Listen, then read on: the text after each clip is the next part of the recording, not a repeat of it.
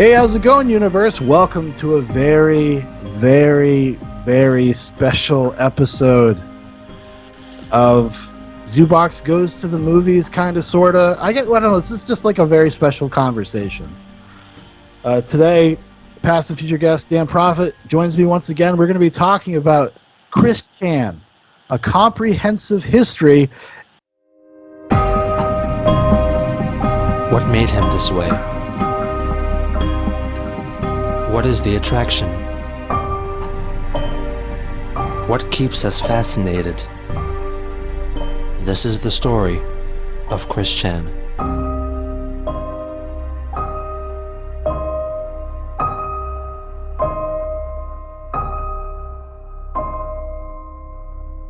And also, really, what the real story of Christian is like the culture that surrounds Christian, and that actually was almost developed parallel to his existence or hers existence, because it's, his Christian Weston Chandler, Christine Weston Chandler.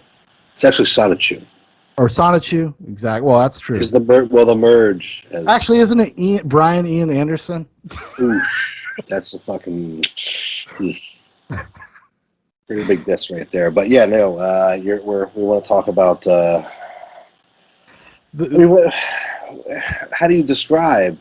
I mean, this person has been around on the internet, being infamous for almost 20 years. I didn't even know really. This person has been in the peripheral, my understanding. Even being like, I'm not enough of an online person for Chris Chan to have shown up in my periphery. In fact, for a long time, like when I was in Boston, because I guess the first time I must have heard of Chris Chan was around the 2011 to 2013 era, but I didn't know anything of it. I figured that I thought that Chris Chan was like a metrosexual Asian American guy doing like the SXC Phil kind of news fill-in show. I just thought he was like some kind of YouTuber. Yeah. Because I heard the name and the name didn't sound interesting, and nothing that was associated with the name sounded interesting. So I was just like, oh, that must just be some like random person trying to be an influencer. Yeah, because I heard about Chris Chan probably 4 or 5 years ago, and then really never thought about them again up until like it was like last year.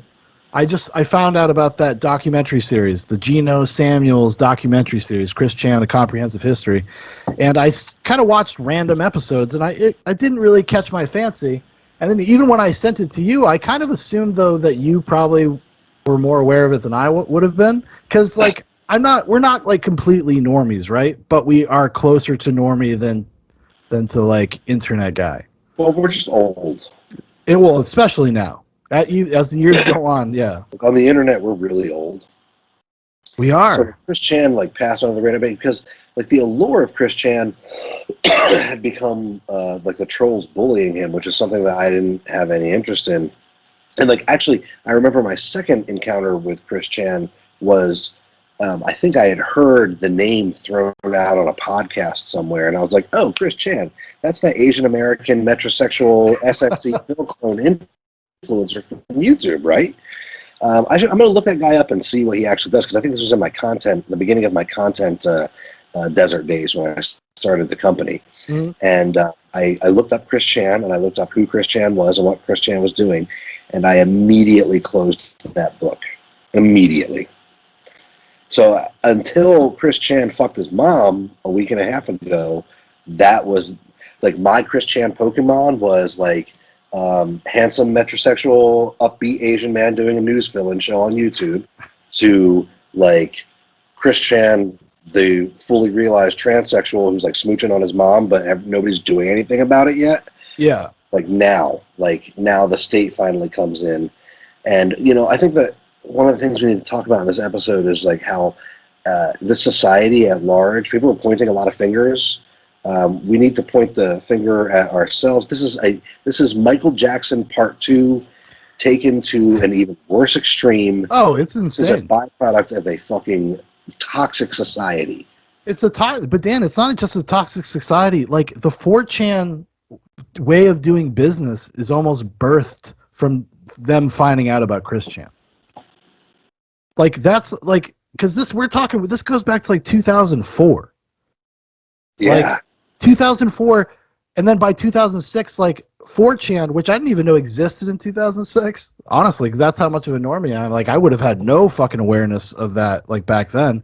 They find out about the Sonichu comic, and then they just mercilessly, for like 6 years, fucking just fuck with this guy in ways that are, like, wildly inappropriate. It's not just, like, trolling him on the internet. It's like meeting him and taking pictures of his house and pretending to be his girlfriend and trying to like knowing that while he's a high functioning autistic guy, he's an autistic guy. Like, there's no question about like that he has a mental handicap, and he clearly does not see call him things. High functioning. He does not function.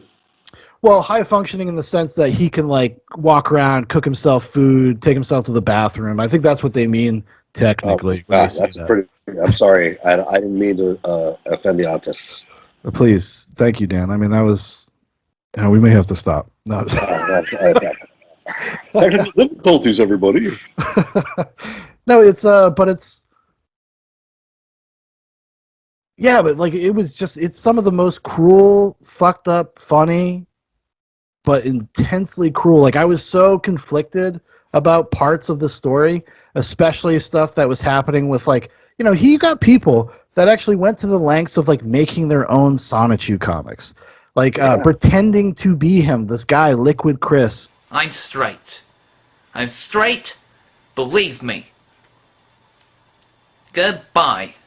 Who is a legend, but Liquid Chris, even he took it too far. Everybody took it too far because no one knows when to get off the ride. And then even when people smarten up a little bit, there's 15 people behind them just waiting for their turn. Yeah, and they get progressively worse and worse until you get to Isabella, whoever, Janky, who is the final boss, I guess. What made her this way? What is the attraction? What keeps us fascinated? This is the story.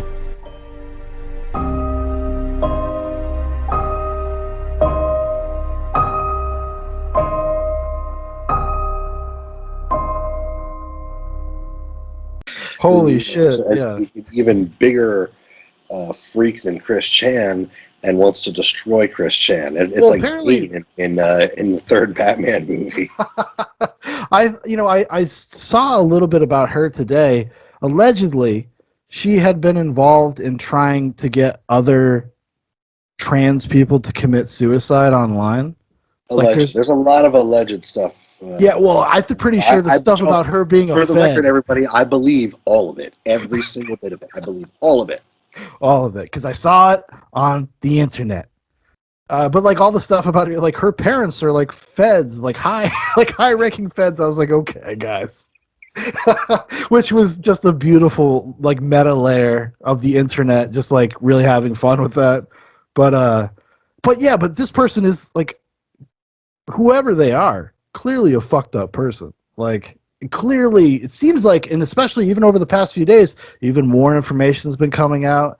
She clearly was like goading him into like fucking, like trying to hook up with his mom.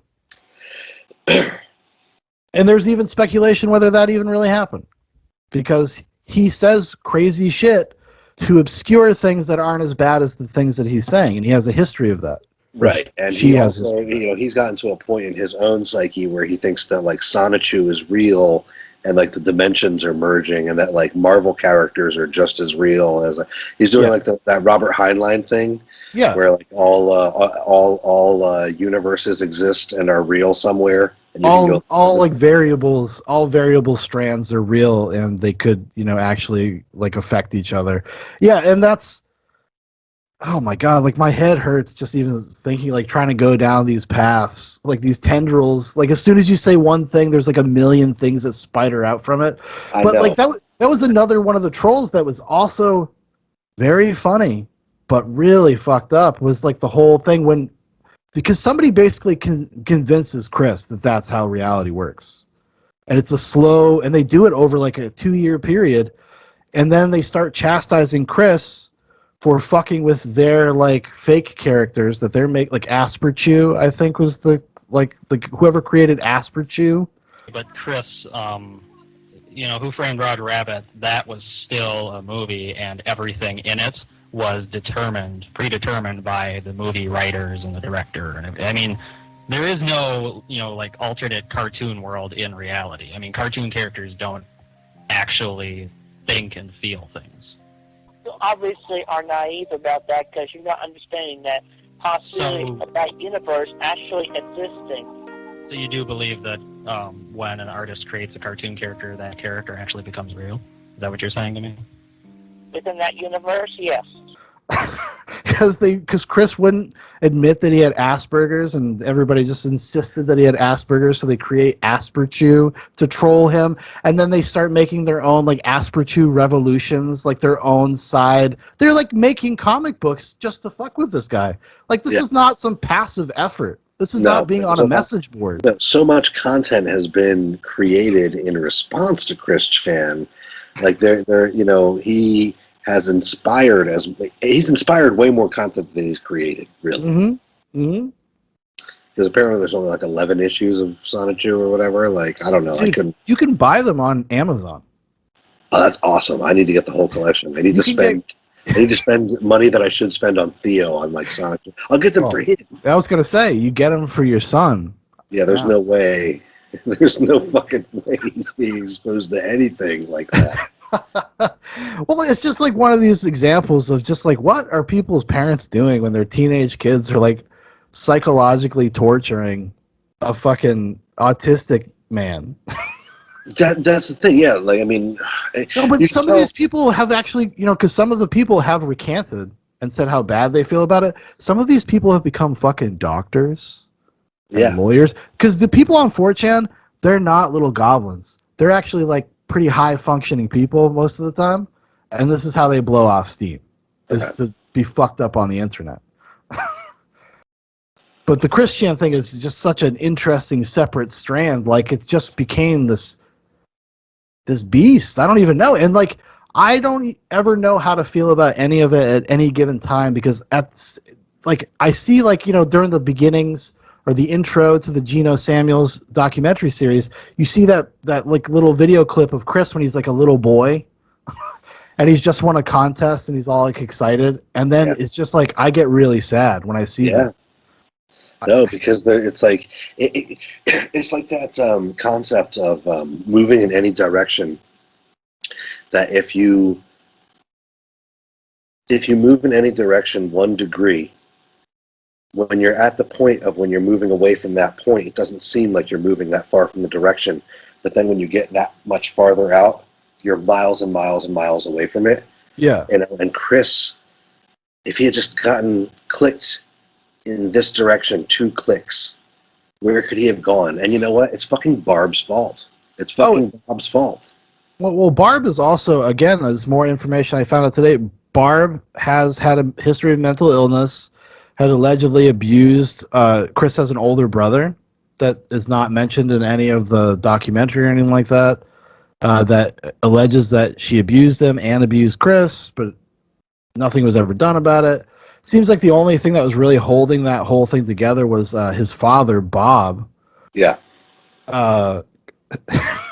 Which I haven't seen a lot of. I mean, I've seen some footage of Bob, but I just like that whole family.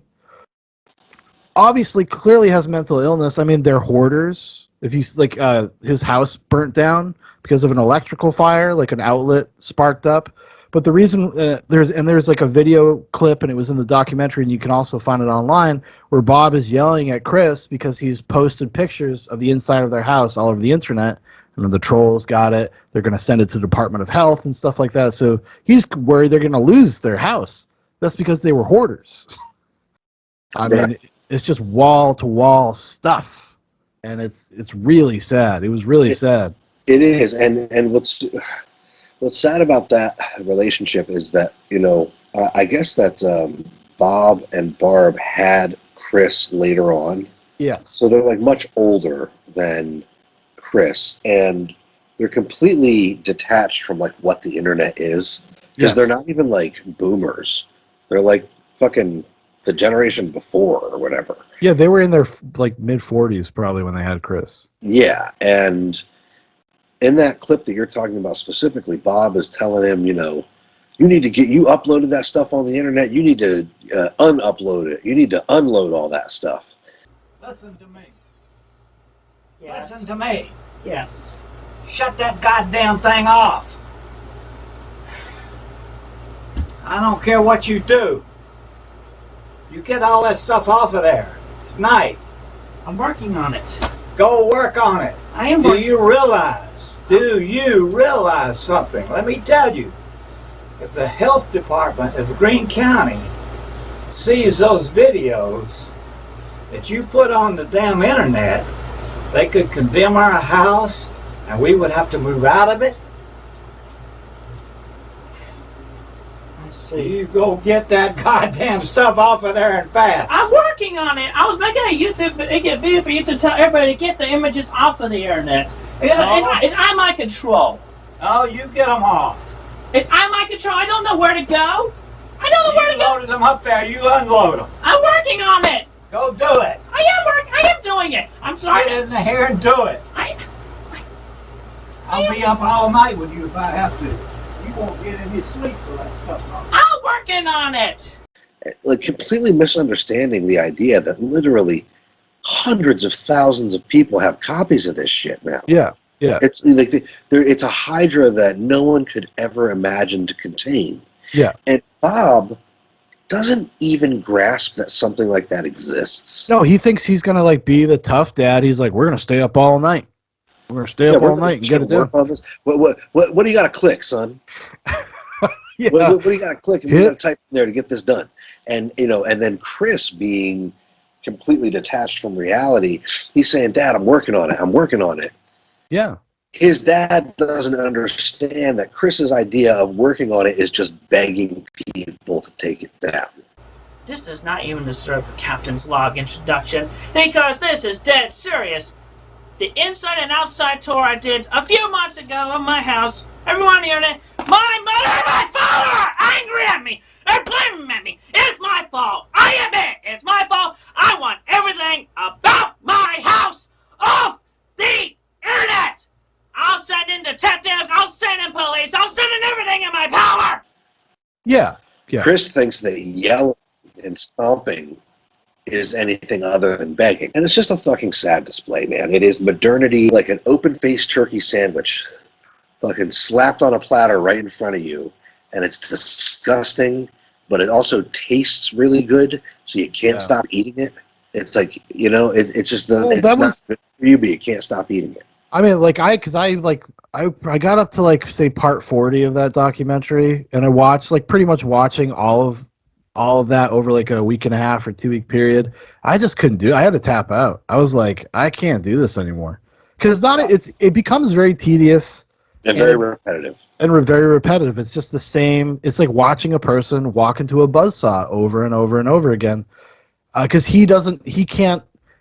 Well, it's a complex situation because now this is Chris's life, so this is literally his social outlet, is to be trolled on the internet.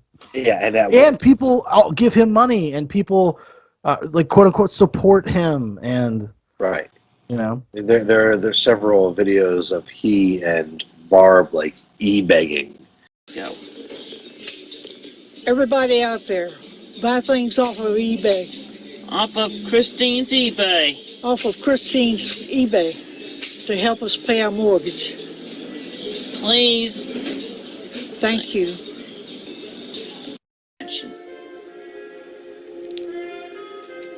Action. Hello, my name is Barbara Chandler. I wish to wish Nicholas Cruz happy birthday. Yay! Please, buy Christine Chandler's merchandise to help us pay the mortgage. We appreciate it. Thank you very much. And where do we buy this stuff from? My eBay. Buy on eBay. Yeah, link below. Thank you. Anything else you want to say? No, that's all. Have a good day. Thank you. Have a good day. Why can't you say have a good day? Have a good day. Yay! yes. She looks like a fucking deer in the headlights because Bob's been dead for a couple of years and she's lost her mind, and it's so fucking sad. It's just, at what point did the trolling become such a part of Chris's life that he said, you know what? I'm just going to keep engaging with this, because if it wasn't for this, I wouldn't have anything at all. Because I think how aware of Chris, like on what level is Chris aware of that? I think he's probably on some level is probably aware of it, but it's like become so normalized in his life because he didn't. It's like talking to somebody that doesn't know how to say no. He just doesn't know how to be like, no, I'm not going to engage in this. No, I don't want to do that. He just doesn't even know. He doesn't even know that he doesn't have to respond. Especially back in the early days when he would have been in his early to mid 20s. He doesn't understand that he doesn't have to respond to them. I don't think he really cognizantly gets that. And they all know that he's like he's a romantic. He's lovesick. He's on his love quest. He's like, so whatever, and you could do so much better. I think we should get together now. And that's what everyone's talking about. Hey, you, I don't like a girlfriend. No way, that ain't right, woman. No way, I could be your boyfriend. Hey, you, I know that you like me. Hey, you need to be straight, girl. Hey, you, I want to be your boyfriend. That's right. He's got to find a boyfriend-free girl. Oh, dude, good luck with that. Yeah, well, that's what everybody was joking, because he's in a women's prison, apparently. And at least that's what I heard. Who's going to be? They switched that up. Okay, because I think it was Mr. Medicare was just like, well, gonna be a lot of boyfriend-free girls in there. They switched that up because Tucker got on his news set and he said, why are they locking up this Pikachu with all these women? Well, that was another fascinating thing. It's like the internet got out for a second, got out of its where it belongs. It became a national news story. I couldn't believe Tucker Carlson covered that. What the fuck, dude? Why? Because why pile on this dude? Well, I think that Tucker was using it as an angle. Oh, of course, no, he's using it to talk about what he feels is a larger issue, and I understand that. But God, just I'm exhausted for that guy. It's even when you watch when he gets arrested. Oh, good old Ethan Ralph of the Killstream, the editor-in-chief of the Ralph Retort. This psycho he was going to Chris Chan's. He found out where Chris Chan's hotel was, so he's just gonna go do an ambush interview. Yeah. And then it ends up he's getting arrested. He's getting walked out of the building. And do you think Chris Chan had any fucking awareness of really what was going on? No. No, not at all. Not at all. He's telling the cops about the merge. Ethan Ralph's talking.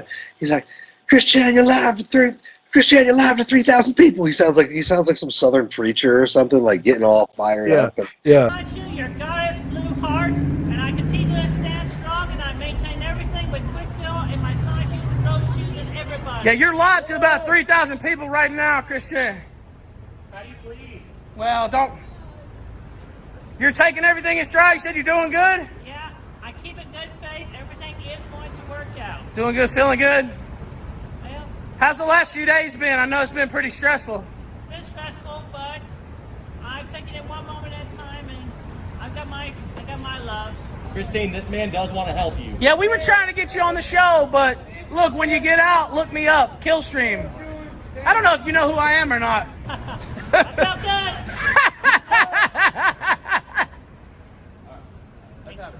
Christine, is the merge coming? All right. It's happening now. We're on the very The last merge, thread. it's happening right now, isn't it? Right now, it is. We're living it. It's happening right now. Chris Chan's just looking around. I don't know if you know me or not. Chris Chan, don't poke yourself on the button in my pocket. It's just a fucking mess. And it goes back. This isn't a new thing. The sideshow has been part of human existence, well into antiquity. In fact, it's probably something that's been with us as long as alcohol or any other convention that we came up with as a societal lubricant. There's always been outcasts. There's always been people who don't fit in, and we've always found ways to put these people on display and make a mockery or an example of them. And Chris Chan is the modern 2021 version of that.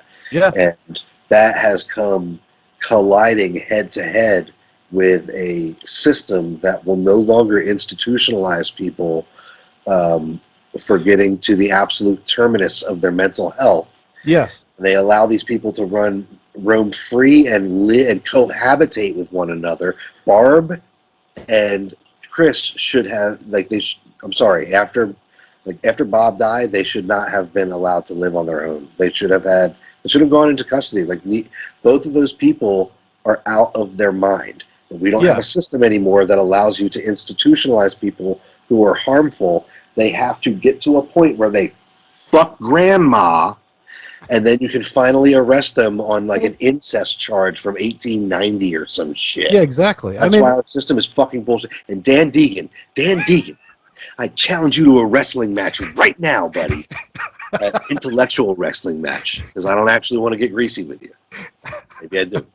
But this is where freedom, this is where liberty gets us, okay? When it's just freedom unhinged, when we're just allowed to be whoever we want to be, and also not have our liberty to not be institutionalized when we're out of our minds.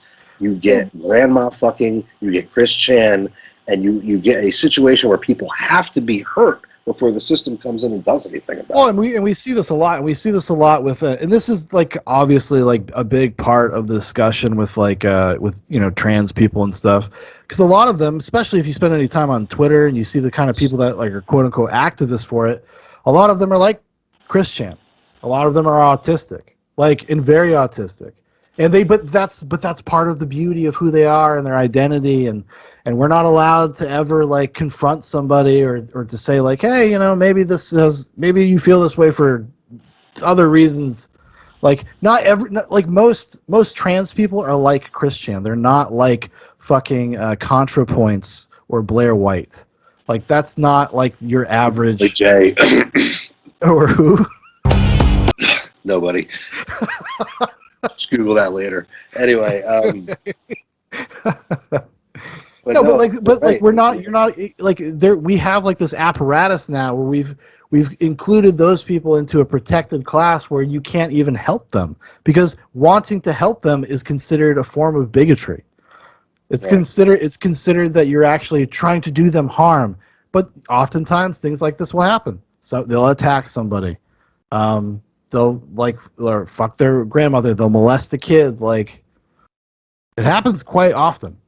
They'll get killed pulling a trick. Yeah. And it's like this idea that nothing that you say about it is valid because you're not experiencing that oppressed class, that protected class. So you can literally have grown children throwing tantrums. Like there's some video I think of Chris Chan throwing a tantrum, laying on the ground, literally like Theo, my toddler, does. Yeah.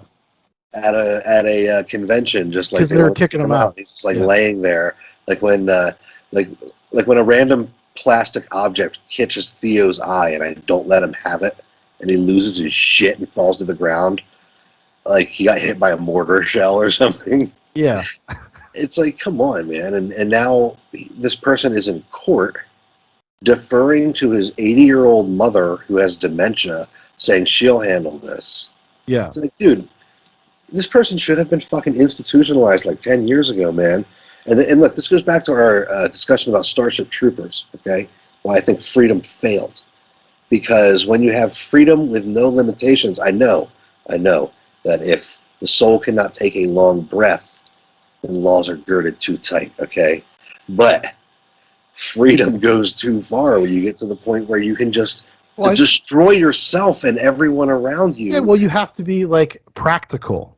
Like things have to be practical. Like we're trying to build a functioning society where everybody lives together and everybody functions together, and there are responsibilities we have to each other, and that's why we've created some of the institutions we have. I'm not saying that they work correctly, even most of the time, but that is what they're there for. That's the function.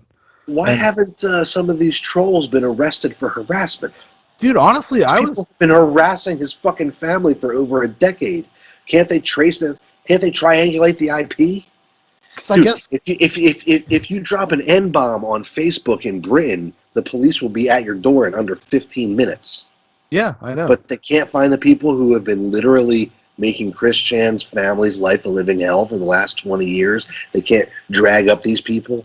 Well, because for Chris Chan's, like, the effect that it's had on Chris Chan is like it's compounded over time. Like every single one of them has done something a little fucked up and taken it a little too far. But every single one, like you said earlier, like gets progressively worse. It's almost like a series of dares. Like everybody's just like, well, who's gonna go meet Chris? Oh, you're pretending to be his girlfriend on emails? Why don't we get somebody to call him? Why don't we meet him at a mall? Yeah, like the big game of dare or dare. Yeah, because I think a lot of the people involved in this stuff, at least from what it seems like from that documentary, looked like they were either just out of high school or in late high school. Yeah, like they don't seem very old. They sounded very young. Yeah, like that dude. Pardon me. One of my favorite trolls, Lars, the supposed black man. Sorry I missed you last night. I just didn't know if you'd be around.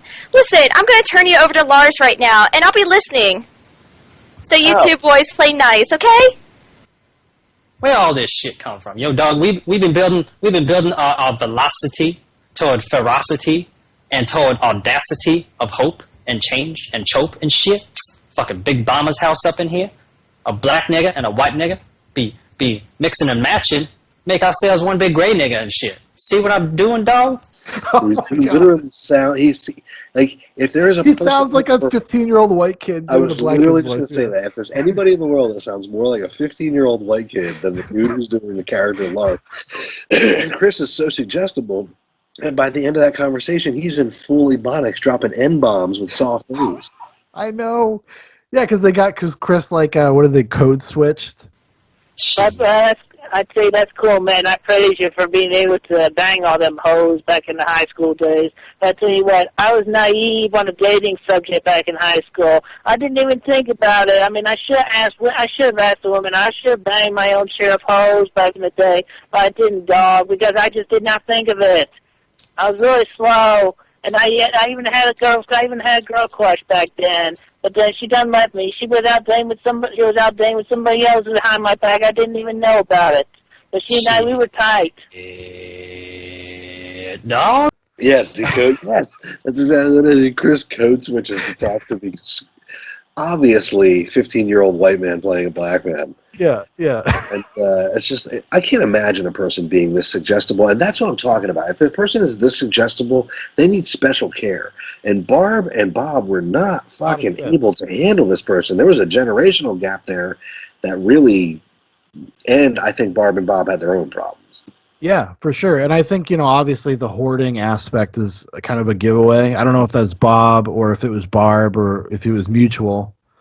But usually that is a sign of some form of schizophrenia on one of their parts. Yeah. I mean, Bob seemed like he kind of had it together out of all of them.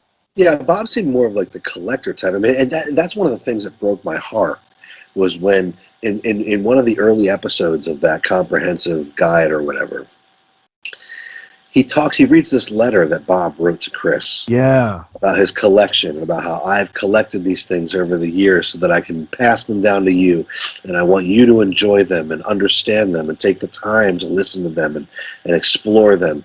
And then Chris sells them all for fucking Legos. Well, Christopher, one of my actions that I regret most when I was a young man, sometime in the late 1940s, I think, I was entrusted with my grandfather's straight razor by means of his last will and testament, and I carelessly misused it and broke it by trying to use it as a screwdriver.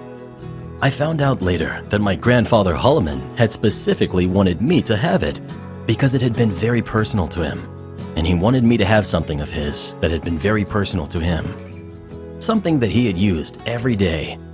Well, I still have that broken razor of his, and I still carry the burden of carelessly, with no concern, breaking it. I knew that I would never use it to shave with, but it was my one personal bond with him, and I still feel like I betrayed his trust by carelessly and thoughtlessly misusing it and breaking it. Maybe that razor did have a purpose greater than anything my grandfather and I dreamed of. For it is because of my careless, or my grandfather's razor, that I am writing this open letter to you. I hope that you will not carelessly misuse, waste, or destroy the value of the many things I have collected for you. Do not be in such a hurry to use, play, or work with these things. First, learn all about them, how to use them and enjoy them, their value, and how you can thoughtlessly waste their value. Then enjoy them as I have. For example, my very good stamp collection, or all the recorded popular music on cassette tape, VCR tapes, and records, the oil paintings, United Nations art graphics, first of the issue covers, first life covers, the complete set of the very valuable Wrong First Day issues of the United Nations covers, the musical movies I have collected for you on VCR tapes, my books on popular music, movies, entertainers, musical theater, ship models, my daylilies, gazebo, and dreams. As a boy, my greatest dream was to have inherited things from my mother, father, grandparents, etc. But alas, they were poor, and we were poor, and the things we and they had didn't stay around long.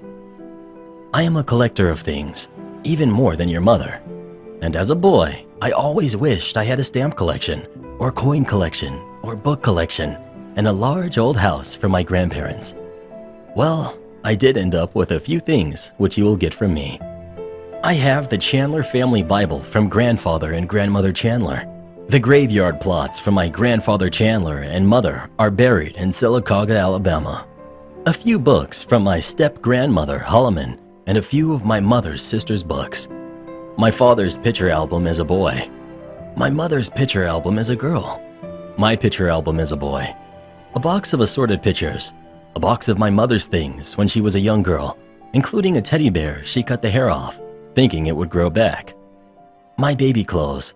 All of my books, stamp collection, records, tapes, paintings, scout badges, trumpet, grandfather clock, my dreams for you, your mother, and other personal things. The things that are left from my parents' lives together and apart, except for the memories, which I will try to write down in a separate document called my memoirs. He sells them all for Legos while the family is spiraling into debt and getting like their utilities shut off. Yeah.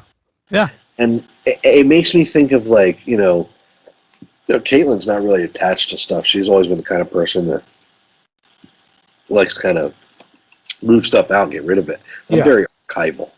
I really like to have, you understand this, I like to have the records, I like to have the books, I like to have the DVDs, and even if it's a movie that I'm going to watch one time for the rest of my life, it's not about that, it's about, I need to make sure that, that's in my library. Yes. You know? And I understand that archival nature that Bob had, and I have a small archive, much smaller than Bob's, that I want to pass down to my children. Like I listened to part of Theo's childhood so far has been listening to records with me, and I'm going to pass them down to him one day.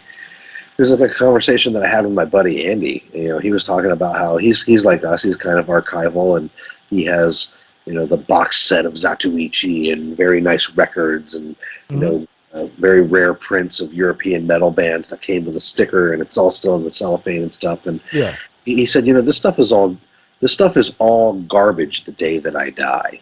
It's all garbage the day that I die. It's very important to me, but the day that I die, it's just stuff to throw away. And that's why I think it's important to try to pass that. Like, I probably didn't have the vocabulary. We were probably drinking, and I probably couldn't explain it to him. But like, it's important to have. It's not just stuff that, like Bob put it. No, it's a part of your personality. It's part of you. I had never thought about it before, like the way Bob put it in that, and I was very touched by that letter. It was very touching. I was like, wait, this is an archive that I'm building for my descendants. Yes. And for them to enjoy and them to keep around and have and say, this was your great grandpa's records. Let's listen to some Black Sabbath and experience what it was like, a million years ago or whatever. Yeah. And then to think that like all that thought and all that heart and all that collecting and all those years of Bob making sure the records got cleaned and put back in the sleeves and organizing them by alphabetical or whatever system he had. Also that Chris can fucking sell them on eBay for way less than they're worth, so he can buy a fucking Millennium Falcon or some shit. Yeah. Fucking like, and Chris Chan is the consumer, the modern consumer. The elites want all of us to be. The elites want every single one of us to be Chris Chan. They want us to be behind on our bills, buying a fucking Millennium Falcon playset and grifting on the goddamn internet. It's fucking disgusting. Should have put Chris Chan in a fucking wood chipper. I'm sorry. I'm so in Minecraft. I mean, it's a good game. Might be editing this episode. No, I totally agree with you, and I think those it is heartbreaking, and it's like something I have a hard time really being mad at Chris Chan about something like that, because I don't think he doesn't understand the gravity of that, and he doesn't. It's just about, like you said, it's this like immediate satisfaction of like the consumerist kind of attitude of like, oh, I just need to buy this thing. I just need to buy more. I need to accumulate more and more and more. Yeah, and I skipped ahead to some of those videos, like 58, 59 or whatever. Yeah. He's standing in a room that's like a sea of figurines. Yes. And a lot of them he's like repainted to look like Sonichu and shit. And nobody wants this shit. It's all just fucking garbage. He's become the exact same hoarder that his parents were. He's just doing it through this fucking Sonichu collection. Well, that's what he was. I mean, beyond just even the his autism. Like he was raised in an environment where that's what people were doing. They were just buying shit and stacking it in rooms to the point where you couldn't even get in some of those rooms. Like it literally looked like a house from an episode of that show, Hoarders. But it looked like that's what it looked like. His room is that way. And this is my room, obviously. A lot more cleaner than it is now. A lot more cleaner than the rest of the house, actually, right now. Like, when you actually see his room, like he did a house tour thing, and you see him walking into his room, you're like, whoa, like, really, the only place he has to stand is literally where he stands in his videos. Like, yeah, exactly. and that's why, in some ways, in some of these calls, I'm almost rooting for the trolls in some points, because they start verging on this like Raymond K. Hessel thing, if that name rings a bell. Yes. That is the name of the guy that they pull out of the convenience store in Fight Club. What did you want to be? Answer him, Raymond. Jesus. Veterinarian. Animals. Yeah, animals. Good stuff. Yeah, I got that. That means you have to get more schooling. Too much school. Would you rather be dead? No. Would you rather die here on your knees in the back of a convenience store? No, please. No. I'm keeping your license. Gonna check in on you. I know where you live. If you're not on your way to becoming a veterinarian in 6 weeks, you will be dead. And put tomorrow will be the greatest day of Raymond K. Hessel's life. They force him to go back to vet school so that he doesn't get stuck working at a convenience store for the rest of his life. And there's almost instances where the trolls verge on that kind of idea, where we're going to bully, like Sam Hyde, bully this person into they start saying, well, don't you think you'd have a better chance with girls if you got rid of your toys and blah blah blah. They're always like on the verge of that, but then they take it too far and it just becomes a humiliation ritual. If it had been a concerted effort by these trolls to say, we're going to kick this guy in his butt until his life is in shape, they're kind of, in its own sick, twisted way, I could have got behind that, but it's not about that. No. I mean, I think there's like different factions of internet. Yeah. Like, actually, Kiwi Farms is actually kind of born from Chris Chan's existence. Joshua Moon goes by Null, who runs Kiwi Farms, who's in a giant war with Ethan Ralph. And PPP. I don't know if you guys know the People's Populist Press. A crazy Canadian guy. He kind of became almost like a conservator of Chris Chan, where he had access to all of Chris Chan's personal stuff, like his personal email. He started looking out for him. He would actually scan for troll emails in his email account and stuff like that. Try to do that for him. Has raised money for him. Tried to help him like get commissions, like actually like do a job. Not to say, I think Noah is kind of he's a fucking weird internet guy. He's a weird internet guy. And I think because they're all like, oh, they're so like righteous, and they have such strong moral foundations, and they wax philosophical on their Kiwi Farms message boards about like trad life and stuff. And but he wouldn't. But he did that. He actually did that to Chris Chan when Chris Chan got separated from Barb recently. He's like, yeah, I let him sleep in the parking lot to teach him a lesson. And I was like, that's a little weird, dude. Like, you don't really know him. Yeah. And if you owe him money, you should probably just give it to him, because he's like holding $5,000 in cash for Christian. Yeah. I mean, it's like if the Truman Show came from hell. Yes. These people are Chris has been living in a hyper reality bubble for the last 15 years, where complete strangers have been dictating a choose your own adventure game for him, and all of the options are terrible. That's actually that's a great way to put it, actually. Yeah. And there's no way for him to get out now. And honestly, if he fucked his mom, putting him in jail, as far as I'm concerned, absolute bottom of the barrel of punishments. All right. Yeah, he took advantage of this fucking woman and did that. I mean, we all know what the Federation would do to a man like this, who we're at war with the bugs. You think we have time for this kind of shit? But no, I mean, they're going to lock him away, and he's going to get 3 hots and a cot for like 5 years, and they'll probably fucking set him loose again. I mean, the system's so fucking broken. Chris Chan cannot be cured by a system that caused the disease. Yeah, no, I'd agree with that. Yeah, because like you said, like it's like, well, if he did take advantage of his mom, it's hard for me to want to go scorched earth on somebody like him, because I think like even him just being in jail is gonna be not great for him. Well, he's finally gonna find a boyfriend-free boy. Somebody. Well, his greatest fear might come true. Because if you go back to the early days of Christian, he's very homophobic. If I was a homosexual or anything like that, would I be having sex with 3 women? Huh? Huh? Look at it. Look at it. He's very openly racist. Yeah, he's gonna end up getting locked in a cell with Lars.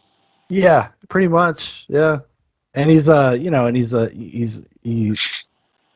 presents as trans, so that's going to be even better for him in a fucking West Virginia jail.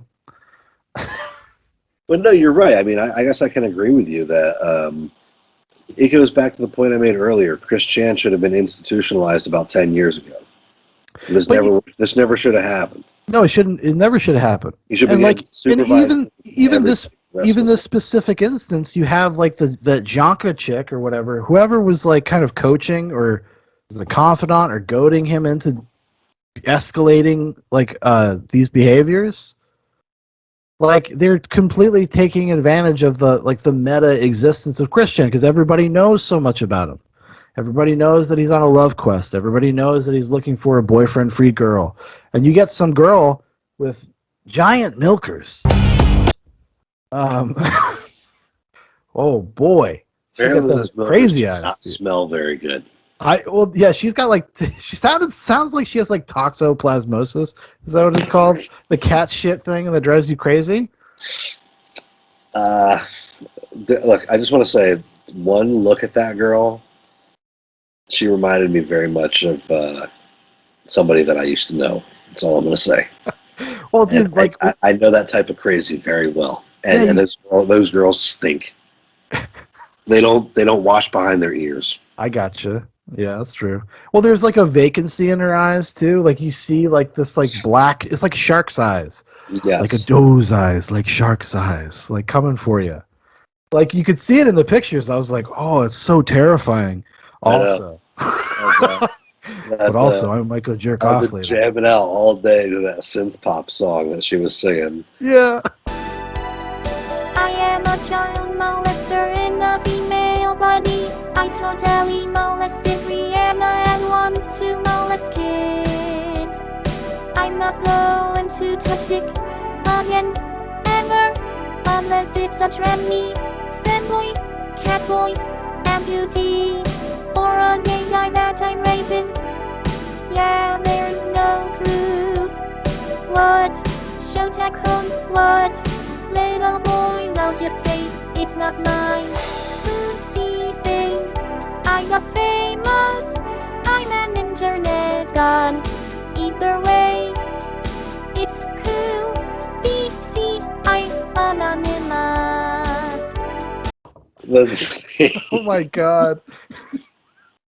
If Shaun doesn't edit that in, put the link down in the description. Get that up to more than 250 views. It's like the funniest thing on the internet right now. Well, sometimes you send me things like in the things that I love, the things that I used to be a lot more aware of. It's like those 200 view crazy videos, like all the buck breaking videos. Like holy shit!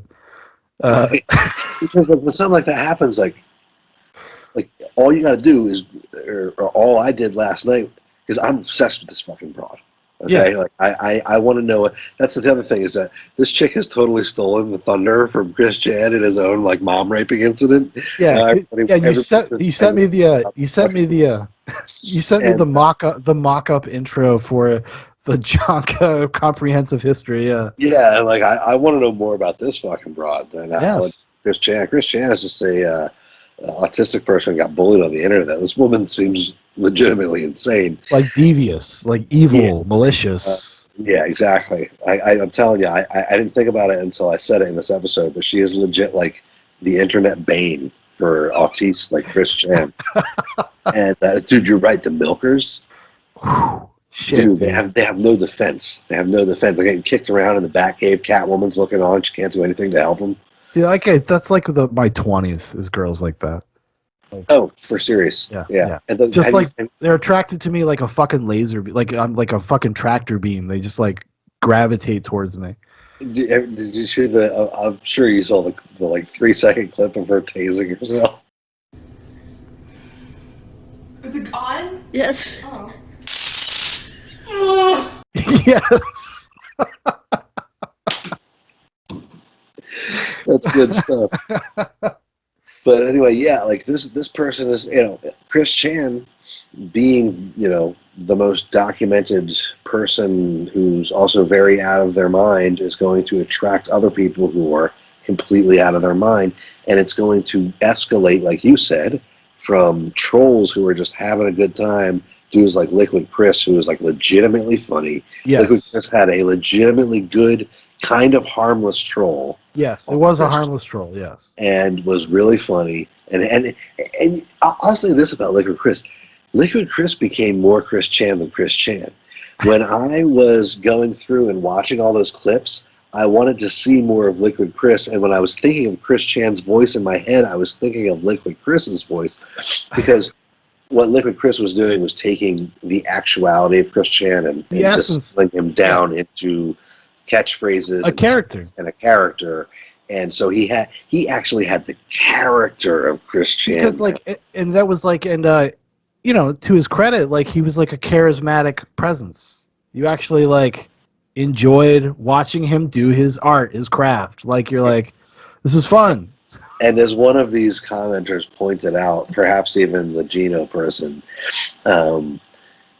all the things that Chris wanted to be good at, Liquid Chris was just like really... a video of him singing the song More Than Feeling to YouTube. Now this was actually a re-upload, and he wasn't really playing the song, he was just playing it on Guitar Hero. So logically, Liquid Chris responded by playing the actual song on guitar. After seeing this rebuttal, Solid Chris decided to start speaking Spanish in the video, and claimed that only the original Chris Chan would know how to speak Spanish. Liquid Chris responded by speaking Spanish, German, French, and Japanese in one video. Hola, este es el verdadero Ricardo Weston Chandler. Je parle aussi français. Soy je lang vondoishin. A soniwa tadashi Chris Then Chris Chan issued a challenge, the Sing Star Challenge, to Liquid Chris. Just like they sorta did before, the two would battle it out with music. There were 5 rounds, and for each round, both Solid and Liquid would pick a song to play. They would then film themselves playing that song and upload it to YouTube. The result of this contest is pretty unsurprising. Liquid Chris won because of his superior musical talent. The winner of the Sing Star Challenge contest because your judges not followed any rules. My judges have been following the rules and giving me scores. Therefore, because you have no scores, you're out of the running, and I am the true Christian Weston Chandler. After winning the contest, Liquid announced that he'd landed a job at Microsoft to develop Sonichu games, and that Sonichu was going to be produced into an actual comic by the publisher Dark Horse. These, of course, were lies just to make Solid Chris angry. However, there was one true occurrence that he announced, the fact that he had finally found a sweetheart. Like playing the guitar, and he got a girlfriend, and he like you said, he was charismatic, and he was, you know. Well, that's where Liquid Chris stops being like kind of takes it too far, because wasn't Liquid Chris involved with the Casey stuff? Oh yeah. See, that's where it spills over into like an abusive bit, where it's like because like I think he had like Liquid Chris had kind of retired. And then he comes back whenever this Casey person appears. Yeah, and then he says, "Oh, we're getting married and stuff," and that, you know, that's kind of abusive and whatnot. I mean, listen, it was very abusive. Also, I'm not gonna lie, I was sick in bed, and it was like 2 a.m, and the part when Chris Chan tells Casey that he's not Liquid Chris, she pretends she's been talking to Liquid Chris. I was laughing really hard. I can't believe you did that. What is wrong with you? I mean, you could have just told me something. You didn't even have to make him look so bad. Just, what the hell? Casey, I'm sorry. I was trying to spare your feelings. No, you weren't. Why didn't you just tell me from the start? You wanted me to come to your house, and just what were you gonna do? Rape me? Or what were you going to do? No, I was only going to show you the true face of the real man. Why the fuck would I love you? You tricked me too. Just. I know. I understand. I'm sorry. No, you're not, because you would have told me this shit, and I mean, you had so many chances. You were playing with me. You were playing with my heart. I mean, what? So you could get laid out of it? So you could be not a virgin anymore? No, I was trying to be your friend. How is that being my friend? Tricking me. I mean, you were pretending to be the same person you're trying to save me from. I mean, why would I want to be your friend, much less your girlfriend? I mean, what redeeming qualities do you have that you have shown me now? But you know what? You're showing me who Christian Weston Chandler is. And he's just a fat fuck who doesn't care about me, who doesn't care about anyone's feelings. You're just a big fuck. I've had a lot of emotional traumas in my lifetime in the past with women. I mean, I've even lost some over the internet. I wonder why. I wonder why you have. I mean, if you treat them like this, they died. Yeah, probably because they wanted to get away from you.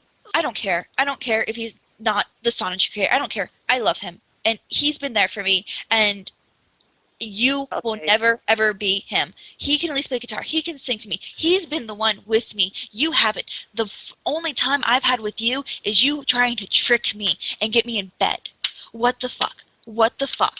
I mean, partly real-life autism is sometimes... This is my no-girl over there. Don't you blame that? Don't you blame that? Are you serious? Do you not know how many autistic children I've worked with? And you know what? They don't do that. They don't fucking do that. And you know what? I don't even think you have autism. I think you have something else. I think you have something that just makes you so narcissistic, that's just so, you're so full of yourself. Better find a way. You better find a fucking way, because you're fucking smart, right? I mean, I guess you fooled me.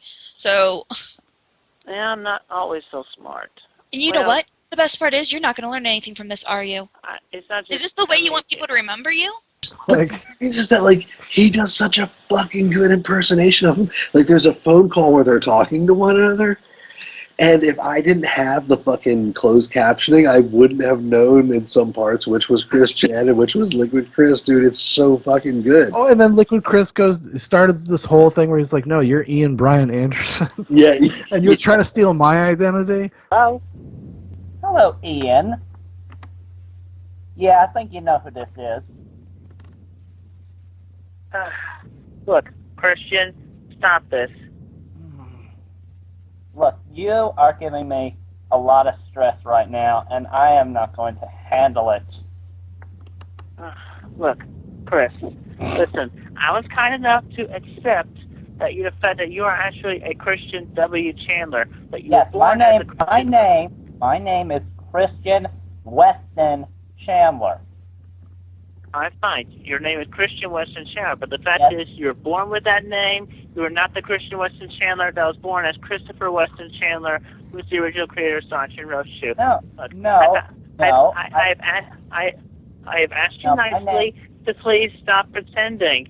For the sake of Casey, she really cares about you. I'm not pretending anything, and you need to stop slandering me with your lies onto YouTube. Look, I don't know what the heck is wrong in your head, but No, you know, I don't- and I know, your parents knows, Casey knows, the whole world knows that you are not the Christopher Christian part of Weston Chandler. The whole world must be slandering against me because I don't think that's very true. Because my fan base, if you take a look at my YouTube videos, you see that my fan base has left me comments of support. And I take a look at your YouTube videos, and I see that they are all calling you out. Look, just please, don't do this. You're breaking my balls here. Stop doing this. Stop playing this game. Quit pretending. Please come clean. I am not pretending. You are really kicking me off right now. Look, we're both ticking each other off, but let's You just just keep stop. making up all these things on the whatever, you know. And right now, you're making them up right now. You're just making them up off the top of your head because your name is not Christian Weston Chandler. It is Ian Brandon Anderson, and you are grinding my gear. Like, it was hilarious. It was, and what would have made it truly hilarious is if Chris Chan was in on any of these jokes. But when you have a person who is so out of touch with reality, so autistic, so not... He takes it all at face value. Yeah, and this person is literally going so far as to have a good faith karaoke competition to prove his own identity. I mean, I can see how people are... That's the attraction. To answer the question posed in the intro to that, that's the fucking attraction. It is a rubberneck situation. Yeah. It is so bizarre and so out of this world and so actually kind of unbelievable for your average everyday person that someone would conduct themselves this way, that you can't stop but look. And because he continues to fucking produce content and be on the internet, and now I guess he's just turned into a grifter or whatever. You know, people, like you said, now factions have popped up. Like there's anti-Chris factions. There's people who want to protect him. There's people who take care of him. They said, because there was, the Kiwi Farms people, and then there was... people who need food and shit. What the fuck are we doing? I agree. Yeah, imagine taking that energy and mobilizing it in a productive way and not enabling somebody. Like, the people that, Chris Chan has probably made, probably upwards of $100,000 in the past, 5 or 6 years, donations. I mean, it's pretty regular for him to, people to raise $5,000 for him, and then he blows it on toys. Even recently, and this is why I guess Null from Kiwi Farms he finally parted ways with Chris, because this was just a step too far. Is that Chris basically took $750 out of his mom's account, put it into his account, and then went and spent almost all of the money on a hotel room. On a hotel room, and then the rest of it at the mall. Yeah. Yeah. And that was too far for Joshua Moon and his integrity. But well, I mean, what you have is this person who's constantly caught in a dopamine serotonin loop, and because they don't have any actual adult around anymore to reel that in, it's just what is going to give me pleasure in this moment. And that's what Chris goes and does. And buying the Lego Millennium Falcon for $450 when he's got $300 in his bank account. It's like his Catcher in the Rye. Perfect American consumer. Chris Chan is what the elites want every single one of us to be. Your children, if you're out there watching this, the fucking elites want your kid to grow up to be fucking Chris Chan. Yes. Completely dependent on the state, completely dependent on, and completely like obsessed with fleeting needs, fleeting desires, just to keep you occupied while the world crumbles around you. Obsessed with a churning, confusing sexuality that is only desirous to come, and then after you come, you like watch Marvel movies and get fucking dominoes. It's pretty rad. No, actually, yeah, that sounds like a great weekend. Cheers, mate. No, that's a good thing to do. Like, yeah, if you just for a weekend. Yeah, just one weekend, Mm-hmm. I'm not even gonna lie. I had a dad weekend like a couple weeks ago. I'm not even gonna lie. Like I 100% was just high for 2 days, wandering around my house looking for something to do,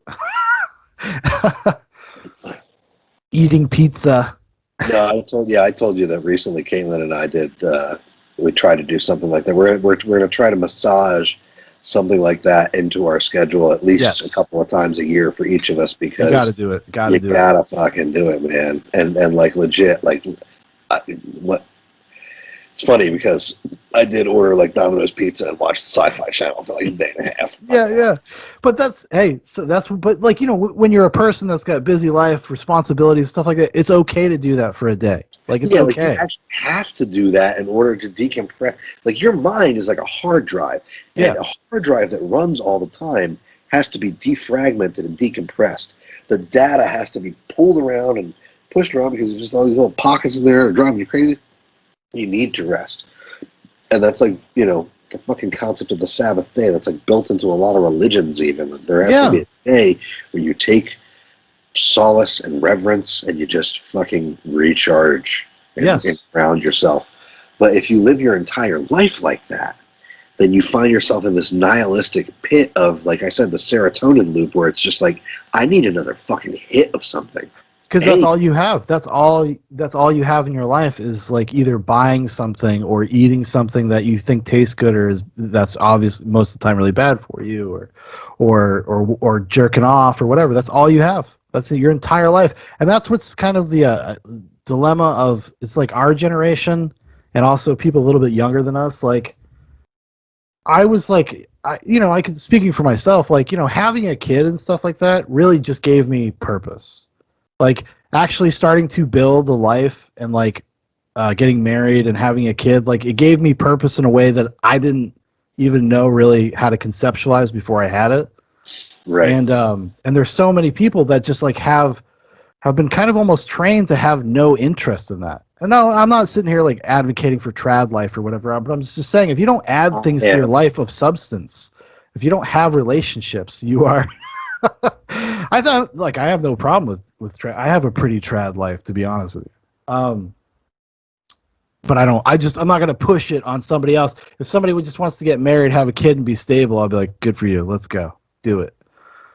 But a lot of people just don't even, we're actually usually in a process of being convinced out of that.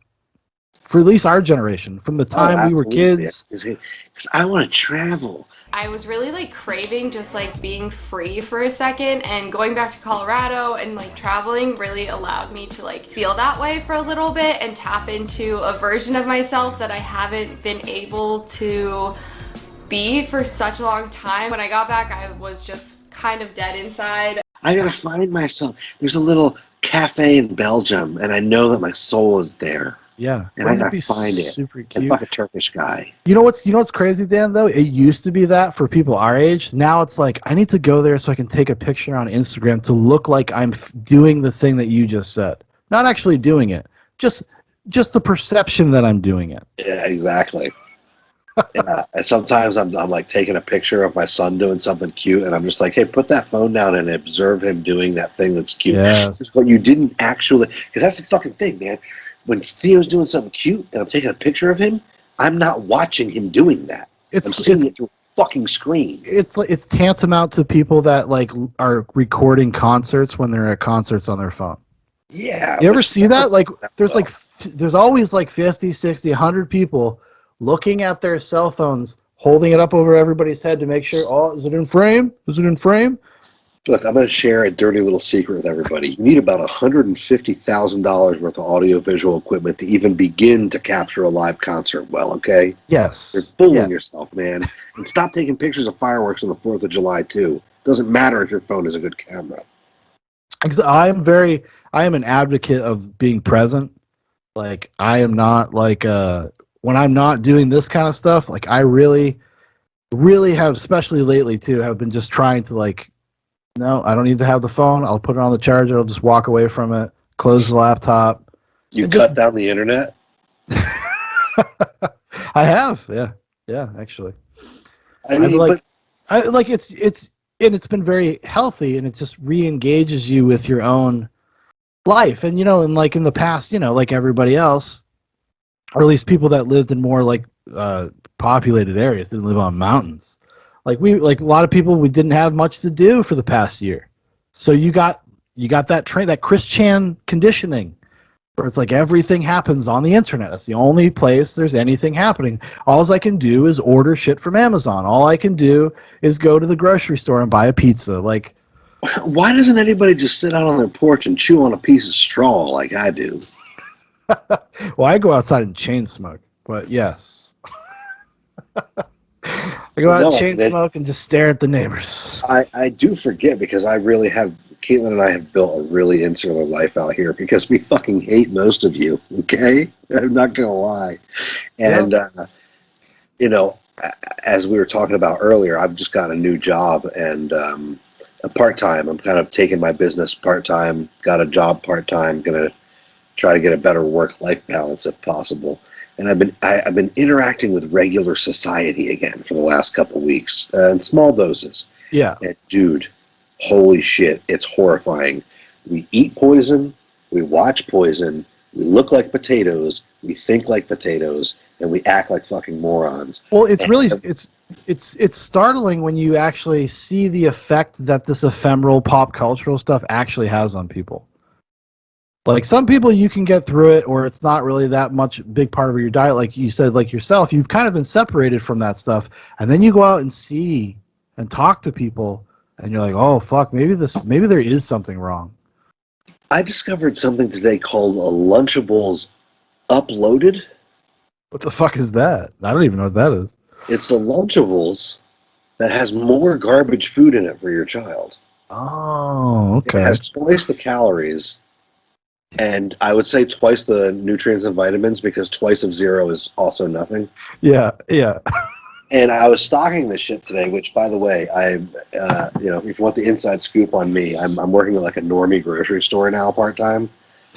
And I don't know how I'm going to interact with these fucking customers, because it's going to be like, oh, what do you suggest that I buy for my kid to eat? And I'm going to be like, nothing in this fucking store at all. Go to the co-op. They have like fresh liver over there. But, when I'm looking around at the general public, I can see how this like Chris Chan thing kind of takes root, because, as you just said, everybody's kind of like sitting around waiting for the next thing to happen.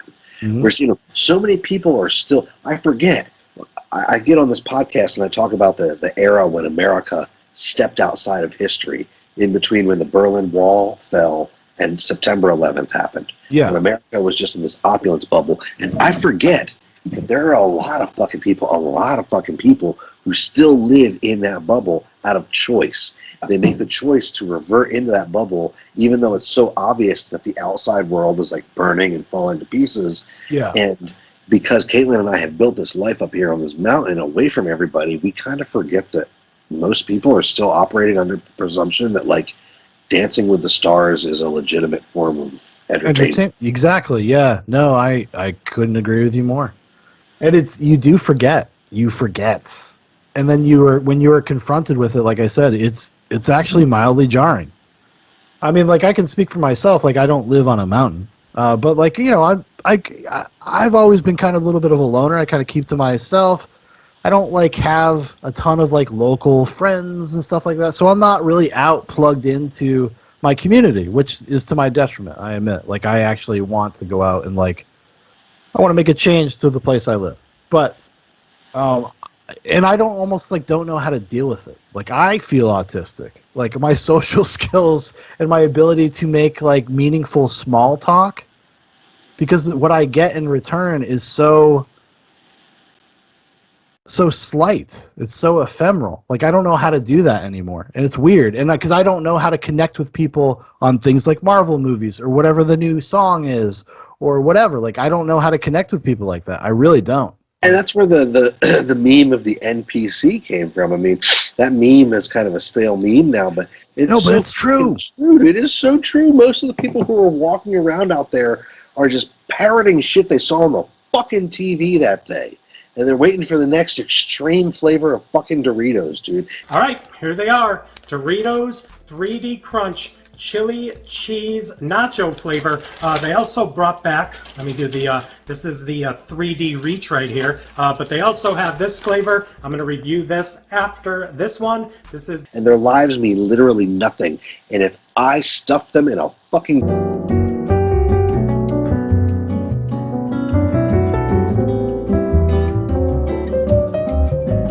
everything would be for the better. Be a lot of people. There was a lot of bleeps in that last sentence. Yeah, there's just going to be technical difficulties. Come back. You only need 10,000 people to restart a stable gene pool. There's a lot of fucking...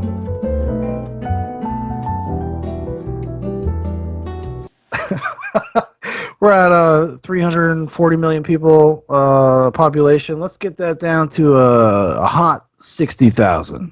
Yeah, people are like, oh, dude, the elites, they have like a population control scheme. I'm like, baby, drill, okay? Keep building those clinics. I'll pay for them. I'll help for free. But, when you have a society like ours, so large, and so technologically advanced, and we have this world of hyper reality that exists on the internet and virtual reality, literal virtual reality. How can things like Chris Chan not happen? And the next thing is what comes next. Well, the crazy thing about Chris Chan is a vertical slice. He is a microcosm. It is staring into the id of something, of that part of the internet, and we only know about Chris Chan because he's been documented. There's probably 10,000 Chris Chans on the internet right now. You're right, and that's kind of what I was thinking when I lost steam on the documentary, like you did. Neither of us went to the end. I was thinking the same thing. I was thinking, this is just an autistic person who everybody's making fun of over and over. Yeah. This happens. There's one of these dudes employed at every fucking Best Buy in this country, and nobody gives a shit because it's just a regular person who's autistic. Yeah. And this person in particular, like you said, has been honed in on because of the Sonichu thing. He brought himself up into the spotlight a little bit by doing something very cringy, so people latched on. And like you said, he didn't know when to just say, this is enough. You guys aren't reading this fucking comic book to be my friend or because you enjoy this comic book. You're reading it to make fun of me. So fuck you guys. I'm not making it anymore. Where are the pages, Chris? Yeah, and at some point, again, like you said, it's just has become his social circle. These people who are creating this choose your own adventure for him are his only social circle. Well, it's gone beyond. I mean, these people trick him into buying them things like Nintendo Switches and video games and sending $6,000 in gift cards, which is something I forgot about, but I guess it was like, this is like back in like 2009. Hey man, I'll put on a training bra. You're gonna send me 6,000 Best Buy gift cards? Come on. Come on, man. Papa's needs a new TV. I want to be watching 4D like Sean Deacon. I got, that was a charitable contribution to my life from my brother. So I didn't even do that myself. Oh, so what you mean is that was a charitable contribution to your life from me and everybody else? Well, actually, I think it was before that. Doesn't matter. All of the stuff he bought, like retroactively, was paid for by me. Well, in that Dan, case, I love you. thank If you're you. watching this, I love you. I just ruined it, bud. No, no. Well, thank you, because I really do enjoy that extra resolution. I was happy to pay for that with my tax dollars. But no, I mean, it's just like, and how many more, like, Chris Chan happened because of a certain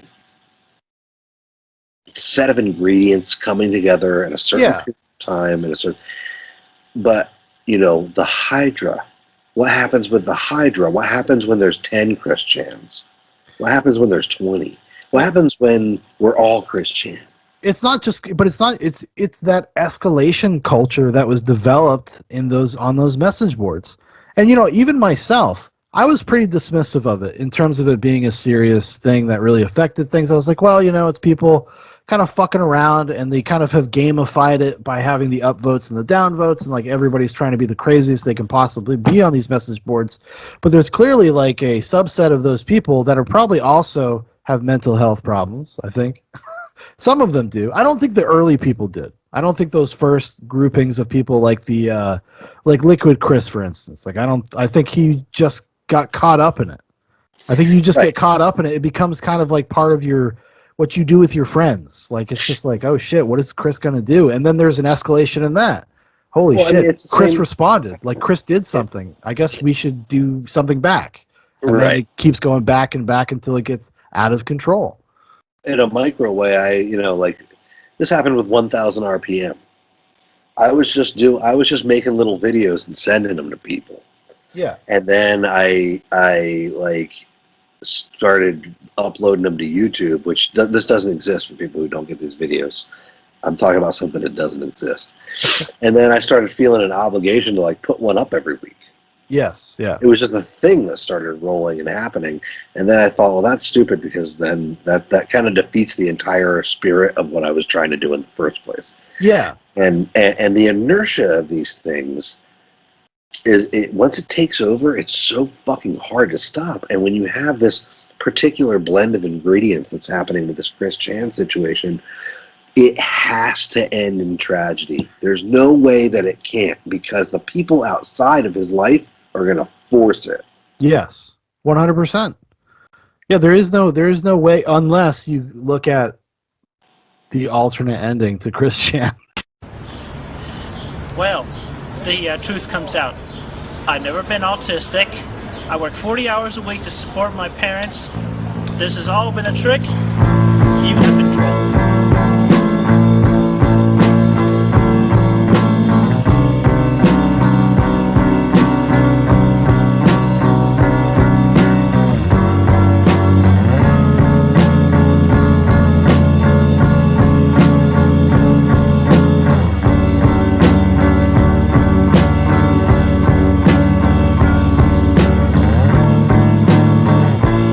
Which is, Chris Chan's credit. So this was pretty early on in his trolling stuff. He was trying to lose the trolls. So he made a video of him basically being like a Chad college student. He's like, I'm not actually autistic. I'm just like a cool guy. And he has like the fake arm sleeve tattoos, and he's like walking around with his spiked up hair and the cool sunglasses circa 2007. Like, yeah, that is a kind of a brilliant video. Like that, and I don't know, did he make that himself? Somebody must have helped him do that. Yeah, somebody helped him. He has somebody filming him. But that's just the thing. Like, he had every opportunity. Like, if he hadn't have been so autistic, or if like Barb had been more savvy, yes, they could have turned this. Dude, they could be fucking millionaires right now. Let me tell you something, dude. There's a dude on fucking YouTube named Blippi. Okay. Do you know Blippi? Hey! It's me, Blippi! Ooh, and it's nighttime and we're in a parking lot. Anybody that was going to be one of my episodes of the existential dread of I had a Blippi episode that I wanted to do, but yeah. There's a guy named Blippi, for anybody who out there who's not a parent, okay? So much to learn about. Gonna make you scream and shout, Blippi! Yes. And Blippi so far has been one of the only forms of media we've actually exposed Theo to, because he like goes to farms and looks at tractors and shit. Yeah, yeah. And but we also think he's a little too flamboyant. I'm like, I don't know if I should. I don't know if I should be exposing my son to him. But anyway, Blippi. Look up Blippi's net worth. Can you take a guess to what Blippi's net worth? Oh, he's like at this point now. He's got to be like 10 million, somewhere in that range. I don't know how much Blippi himself is worth, but Blippi's organization is worth $40 million. Yeah, easy. I mean, they sell toys in Target and Walmart. Like, yeah. And this is a guy that started that channel because he wanted his nephews to learn about trucks. Yeah. And honestly, it's so far I think it's a great YouTube channel for kids, because he even does it in Espanol. I put that on for Theo sometimes. Okay. We only let Theo watch a screen at like very specific times. Yeah. Usually when we're making dinner. But Blippi's one of the things. There's this other YouTube channel that's just like toy tractors and stuff crashing into each other, so like little boys can watch and go, oh, whoa, yeah, the fucking tractor just rolled down the hill. But anyway, if Chris Chan and his family had been any ounce of savvy whatsoever, they would fucking be the Blippi of like 4chan. Mm-hmm. But they didn't know how to do that, because they're all out of their fucking mind and out of touch with reality. So they ended up being grifters who were like selling. Dude, there's a video of Barb like trying to sell sheets on eBay. No. My name is Barbara Chandler. Here today we have 4 blankets, or one of them is the bedspread. Anyway, we would like for you to contact us through eBay and make a purchase of one of these blankets. Or all 4 of them. Or all of them, if you would like. We need the help to fund our groceries for the rest of the month. And you look at the comments and everybody's like, those sheets, one of them was like, those sheets have seen parts of Barb that no one else has ever seen. And it's just so fucking sad, dude. You look at any video of Barb in the last 3 years, she literally looks like a deer with a flashlight in its face. Thank you very much. I love you. Yeah, she looks like a ghost. and I believe Chris Chan. I don't think that it's a fucking. I think he's been, dude. I think he's been fucking this woman for probably. I think he probably started moving in as soon as Bob died. You think that? Well, there are stories of people seeing them in public together and having suspicions because they were very close. But at the same time, he has the mental capacity of like a 12-year-old, or maybe like a 15-year-old, really, to a certain. But with certain things, like his emotional maturity, his emotional ability is really. So it's like, to me, it's like a father and son. Like if your son was perpetually 6 years old, right? Like you're gonna like, would you still have that kind of like sit too close on the couch, like your arm around them or whatever? Like I don't know. I don't know either, and that's the thing is I don't know what to think or believe about any of this shit. I apologize to the people at home. I'm feeling a little allergic. It probably means that I have the Delta variant. So this is my last message to my family. I love you. I tried so hard, and I just couldn't get the vaccine. I couldn't fucking bring myself to do it. But anyway. Just keep watching Blippi and don't become Christian. Keep watching Blippi, watch it in Espanol. It'll totally expand your vocabulary. Yeah. But, I mean, from my read of the situation, I mean, there had been reports of, and how can you not believe some of these reports, because this dude is so well documented. There have been reports that even Bob had seen some of this intimacy between him and his mother and was very uncomfortable by it. But by that time in his dotage, it was like easy to explain him out of it. Yeah, that's probably true. Yeah. Yeah, well, that's what goes back to what I said before. It's something I actually learned just like a few hours ago, is that Chris has an older brother, and his older brother alleges that Barb is abusive. So there's like a grooming sort of sense. Like, basically the implication is that Barb is schizophrenic. And from seeing their house and stuff, that doesn't seem too far of a stretch. Honestly. Jesus Christ. So like it's like one of these awful rotten onions that just keeps like unraveling, and the more you learn about it, and like that's the crazy thing. There's a 60-hour documentary about this dude, and there are still things like that you can find out that's not included in that documentary. Like, yeah, it's. I mean, which is because that's a person's life, right? Like, that's real life. Like, a person's life is not something that you can contain in little videos, et cetera, et cetera. But it's, I don't know. Like, it's just one of those things. Like, I really don't know how to feel about it, because I feel bad for Chris. Like, that's my first instinct, is actually to feel awful for that guy. That he got sucked up in this cycle of just bad faith trolls and did not know how to shut that valve off and just could not figure it out. I mean, he could. You know that scene at the beginning of Sling Blade, which is in the future going to be a great episode of Zoobox Goes to the Movie, where the dude is like, yeah, we were in my car together, and I started putting my hand up her skirt and feeling on her pussy hair and all that stuff. Like, that should have been Chris Chan's final form.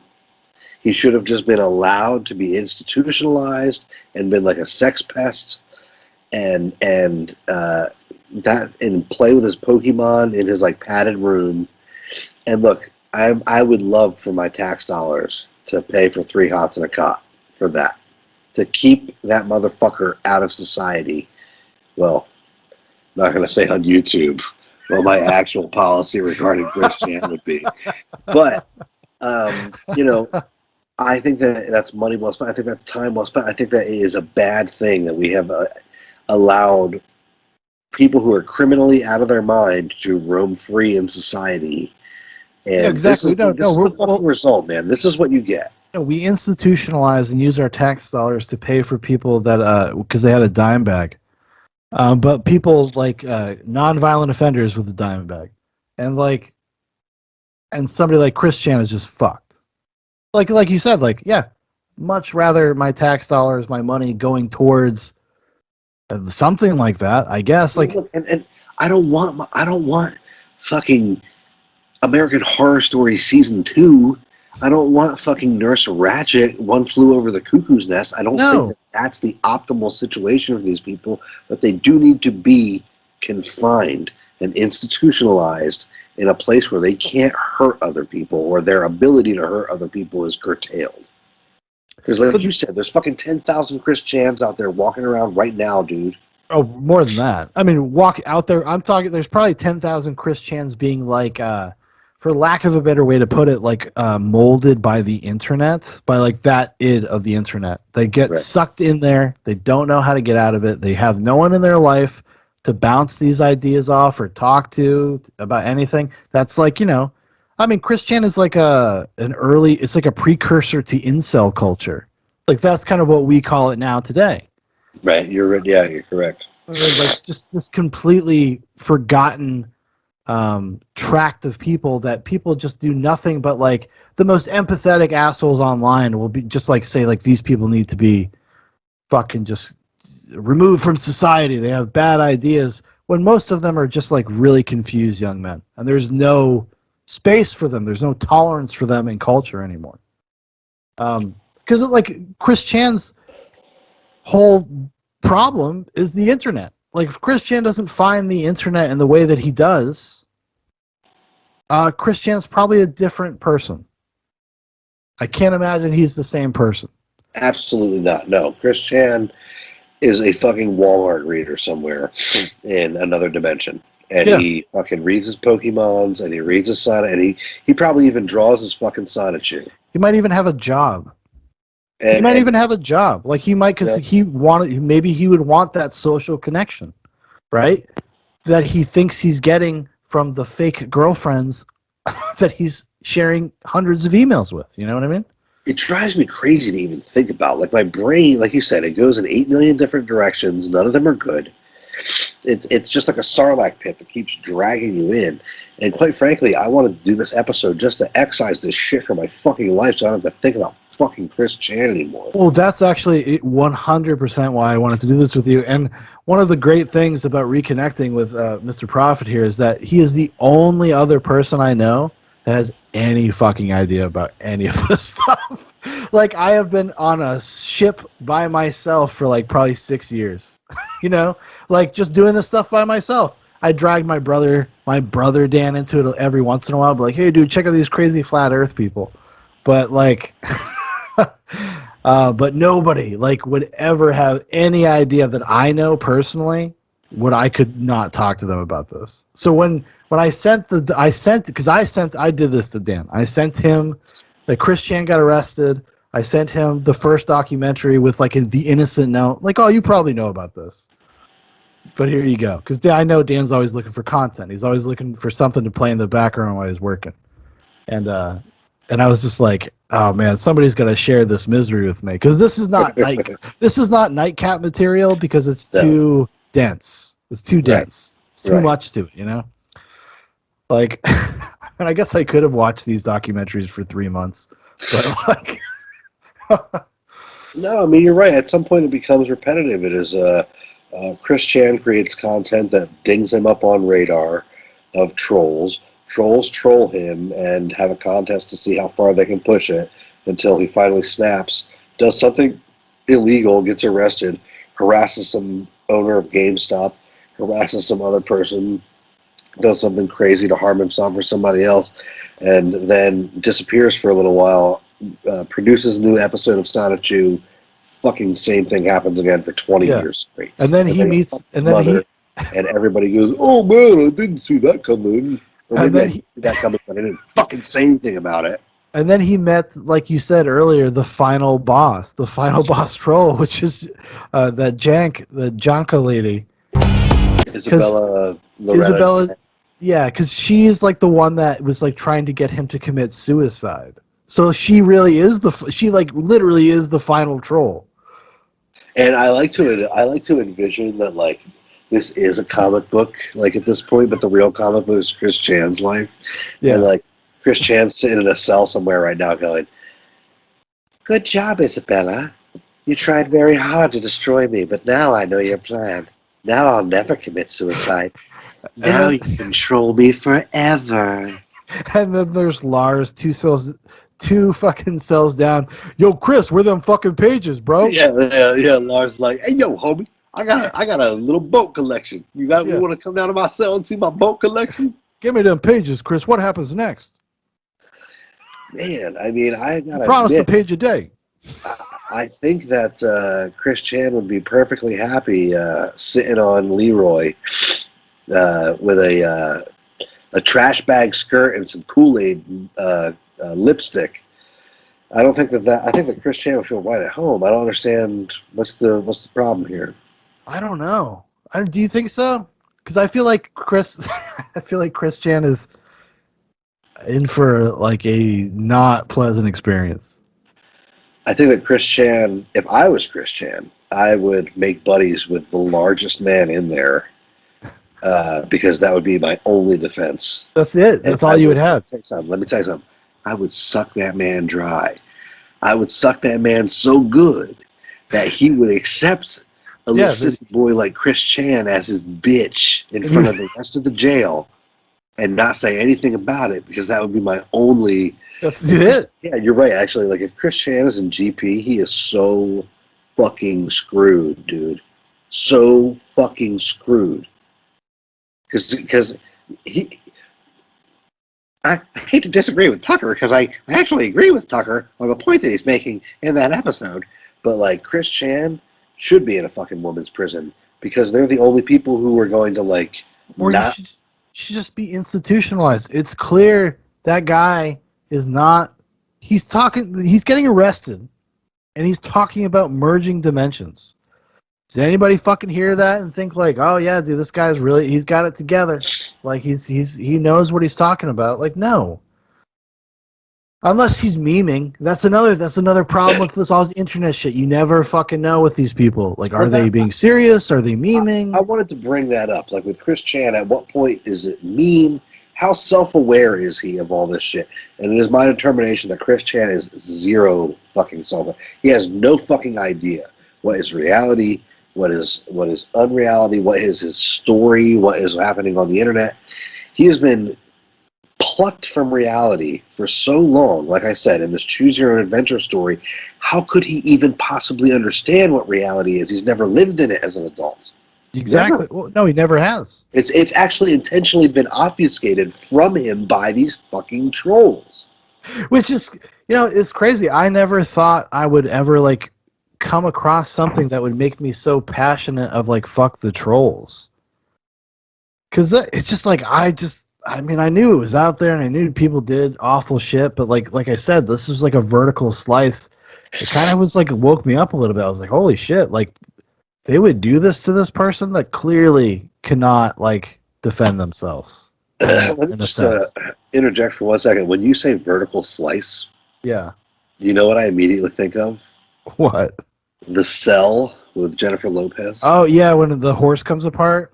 Great, underrated flick, dude. Actually, it's not bad. It's with Tarsem, director Tarsem. He did another movie a couple years after that called The Fall, which is like another gorgeous looking movie. But Notice yes, how I stopped myself from calling it a great flick and called it an underrated flick. I was like, whoa, whoa, whoa, whoa, whoa, whoa, whoa.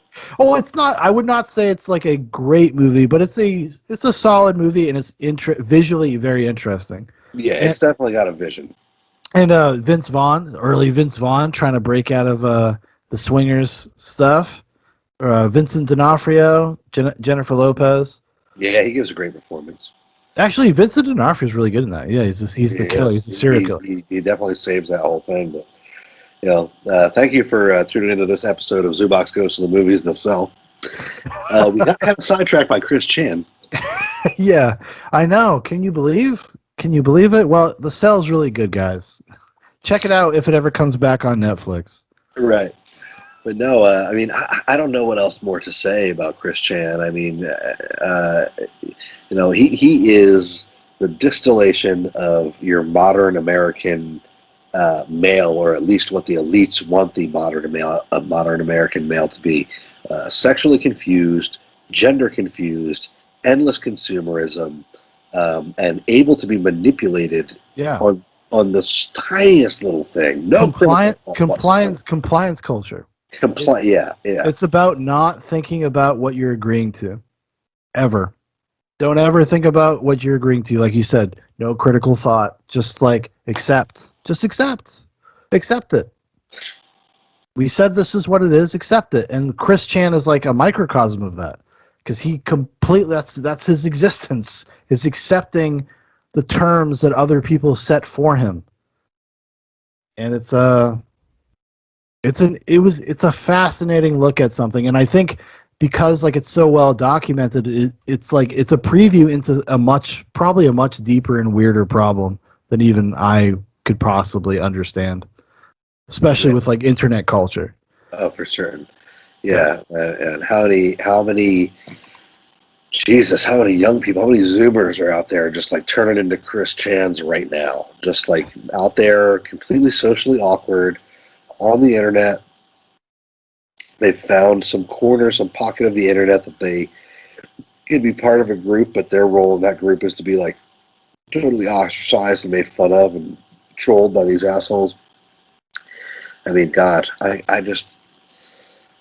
can't imagine what the escalation off of this conceptually is going to be 20 years from now. If Michael Jackson was 20 years ago, and Chris Chan is today, then what is the freak show of the future? What's the freak show of 2041? What are we going to be making excuses for? Or like what's like it's going to be somebody like Chris Chan like that gets talked into being a pedophile or something. Like it's actually probably already happened and we just don't know about it. Yeah, I mean, but that's the escalation from this type of like degeneracy. If you can plant these kinds of seeds, and this is all by like, it's a snowball effect, it's all happenstance. But like the end goal ends up, not the end goal, but the end result ends up being this, because it's not just Chris. It's everybody that's following in the footsteps of the last person that trolled Chris. And like, I think there has been a definite escalation to the point where it seems like, and I don't know if this is the right way to put it, like Chris was groomed to abuse his mother. And I don't know that for sure. I'm just going off of like what I have observed, and like you had kind of put forth like what your thoughts about that a little while ago, about that you think this has maybe been going on for a while.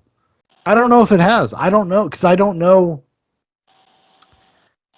if Chris does things without like outside encouragement like that. But like I said, like I'm not a Christorian, as people call themselves. Like I'm not. Like I'm just going off of history in the last week. Yeah, I've got like the past 2 weeks, I've like, just accumulated all this stuff. And generally, when it comes to internet things, I'm pretty good at piecing together from disparate like little pieces of information and like building the story. But with Chris Chan, there's just so much available. It's overwhelming. Like you can't catalog this stuff appropriately. Even the Geno Samuels, the guy who's doing that documentary series, who is taking a hiatus into 2022 because he's like, and good for him, he's basically covering Chris Chan to like try to like promote his career as being a real documentarian. Like he doesn't even monetize the videos. And even he can't like really get to the bottom of it, of like what it is. He can't follow all the strands. There's only so much you can fucking do, like with somebody that is like 24/7 internet person, and they have been since 2006. I think that's one of the allures of the whole situation, is that there are so many strands, there are so many fucked up things, there are so many weird eccentricities that something is going to pique your attention about the situation if it comes up in front of you. Yeah. And because this person is such an oddity, and because this person is so hard to watch isn't the word, because they're obviously easy to watch. Because this person is such a freak show, they're going to continue to get eyeballs on them. And it's just part of our human nature. Like I said, I mean, this shit goes back into antiquity. It goes back to all public forums. Every public forum had some kind of jester or some kind of fool or some kind of asshole. Human society is always, exiled people or rode people out of town on a log or whatever, and we don't have that anymore. So these people are just like in our society fucking ramming around, and now we have, a video, we have 4K video in our pockets at all time. Yeah, yeah. So the documentation of this shit is just going to continue, and it's going to become sort of like Netflix in that, like at one point there was cable and there was only 8 channels, so you only had a few different things to choose from. And right now there's just Chris Chan and like a few other lolcows. But in the future there will be a lolcow for everyone. There'll be a lolcow catered to your specific taste, just like on Netflix. And there's 80,000 different TV shows you can binge watch whatever. Well, I hate to be the harbinger of doom, buddy, but it's already here. It's called TikTok. I just made pronoun bracelets, and I would like to explain them. This one stands for he, him, so green and blue, more masculine colors, I guess. This one stands for she, her, so pink and purple, more feminine colors. And then this one stands for they, them, and it's yellow and orange, which are like gender-neutral colors. When I wear this one, it means that I just go by they, them. When I wear these two together, it means I go by she, them. When I wear these together, it means I go by he, them. When I wear all of them, it means that I go by all pronouns. And when I wear these together, it means that I go by she, him. I'm gonna wear them all right now because I go by all pronouns right now. My pronoun, preference has changed 3 times today. This does not happen very often with me, but I'm wearing all 3 right now. It's called TikTok.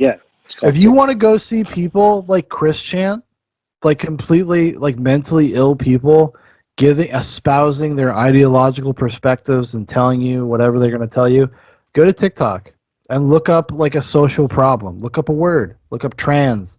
Look up abortion. Look up whatever.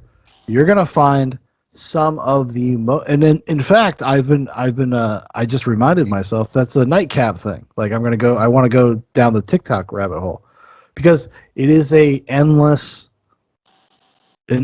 mine of some of the most insane people, because now people have this ability to self-chronicle, to self-report, like, and and now all you have to do is own a phone. And even if you own a $30 phone, you can make TikTok videos. Right. And everybody's doing it. Like every single person is out there thinking that they just have it figured out. They are just they got it together. No matter how crazy they are. And there's some people that are just like legit, like some of the most. I follow this Twitter account. It's it's a little bit of a right-wing thing. It's like a libs of TikTok. They pull crazy TikTok videos, and it's just an endless thing. Every day you could go watch 60 videos every single day if you wanted to, of just the most crazy, insane shit that's going on. Not even on the underbelly of society. So Chris Chan's like the underground. He's like subterranean to most people, to most normal people. You go watch fucking TikTok, everybody's doing that. Every fucking normie has fucking TikTok and are watching videos of mentally ill people probably nodding their heads saying like, well, I never thought about it like that. Well, I guess there is an interesting way to approach people. I guess maybe that would be okay. Bring it back to the source. You know, I don't know, man. I was trying to come up with some way to make a thrust in this video about how this is a commentary on our society and this is, where we're heading as a people, but nobody gives a fuck.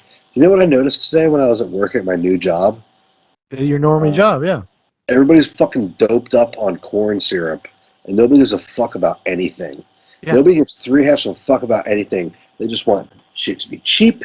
They want shit to be entertaining, and they want, like George Carlin said, they want to have their favorite thing. That's all that people give a fuck about is their number one favorite thing, going home at the end of the day and being comfy. And you know what? Listen, the end result of that is people like fucking Chris Chan. You have an entire society of people who are sitting around waiting for something to happen. We are so fucking obsessed for waiting for something to happen that someone as mundane and milquetoast and untalented and fucking forgettable as Chris Chan, because they were willing to make an ass of themselves, were brought to the spotlight, brought to the front line, or at least of, like you said, the backwater of the internet famous. Mm-hmm. And now it's like written into fucking internet history. You know what I mean? Like 20 years of this trolling, 20 years of this cult. Like, this is the kind of thing that's going to have cultural influence downstream that's going to be very bad. Right now, it just seems like a lolcow. I'm talking about downstream 15, 20 years when people reflect back on this as the innocent time. I know, isn't it? Like in 15, 20 years, like Chris Chan is going to be a blip on the radar. Like, not a blip on the radar, but like in terms of its degeneracy, it's just not going to be that big of a deal, because like I said, like I intimated before, like this gets much darker. It can only get worse. Right. It can only get worse because this is the human id unfettered, which is both the greatest thing about the internet and also the worst thing about it. Like, it has opened up this weird fucking vein of existence that is, like you said earlier, it's hyper real. It's more real than real, but it's not real because there's no real consequences. So, that's what, like, these people that were fucking with Chris Chan, like, it's part of their life. It's real. It's more real than real. There's a meta quality to it. And they can do all sorts of fucked up evil shit, and it doesn't mean anything to them. The only person any of this stuff means anything to is Chris Chan. Everybody else just walks away and becomes a fucking doctor, a lawyer, runs a fucking used car sales lot, like whatever. Like, everybody else just moves on. What, Nick Rochford? And I was like, you know what you should do, Maxine? I want you to go back to that guy. and I want you to take a test drive in the car. And I know the test drive route that they take you on at the other Acura dealership. You go down Route 37, and you come back right by the prison. And there's a stoplight right across from the prison that you take a left to go into the dealership. And I hope when you're at that stoplight, there's a prison break. And there's a prisoner from maximum security that scales the fence. He's big. He's Dominican. And he's fucking horny. And he gets to the fucking stoplight and sees you at the stoplight in your shiny, brand new Acura. And he says, I gotta get the fuck out of here. So, he's still got his pipe in his hand that he killed the guard with before he scaled the sewer pipe and then ziplined the belt over the thing like Tango and Cash. And he's got his pipe in his hand, he runs over your shiny new Acura with a dealer plate on it. And he fucking pulls you out of the car and whacks you over the fucking, like right in the fucking forehead and the chin with a pipe. And splits your fucking skull wide open. And then he realizes that he's gonna get caught. But man, is he fucking horny. So as you're just laying there in your fucking pile of blood with your head split wide open, he takes down your fucking tall, high-waisted Jordache jeans, unclips your fucking fanny pack, and starts fucking you. And he's fucking you as hard as he can. And the zipper from your fanny pack opens up, and the pictures of your kids fly out of it and up in your pile of blood. And in your sight line, where your fucking face is leaking out blood, you can see anything, but you can't even scream because you're quadriplegic now. The pictures of your kids and your family are sitting there and getting stained from the blood while you're getting fucked up the ass. To save $250. Now, Maxine, does that seem worth it to you? Yeah, they all become Nick Rochford. Yeah. Selling carpets, telling people, no, I don't smoke in here. That guy's one of my favorite people on the planet right now. Oh, he's well, everybody involved in that's pretty great, but yeah. Especially Nick, I've been following his Instagram, his Shamanics Antiques Instagram, and he's recently been going on videos with Sam Hyde, his like advice videos, which just turns into them shooting the shit about stuff. Yeah. It's like I could watch Sam Hyde and Nick Rochford shoot the shit about anything for ages, just ages. Oh, 100%. Yeah. 100%. Especially those two. Especially out of that group of guys, those two guys have like an excellent chemistry. Yes. That it feels like you're hanging out with your friends, like your buddies. You're like, oh, cool, this is cool. And Nick's sense of humor is so understated and just like fucking gold, and he kind but of also super aggressive. exactly. Like, yeah, God, if there's a couple of dudes I would love to go out with a fucking couple beers for, and just fucking tell war stories, it'd be Sam Hyde, and Nick. You think I'd fucking trip Charles Carroll in the back? You think I'd trip your fucking wife so she could bleed all over my $1,500 fucking rug? You think I'd do that, man? There's like some sort of charm about Nick just telling war stories about like selling used cars. Yes, yeah.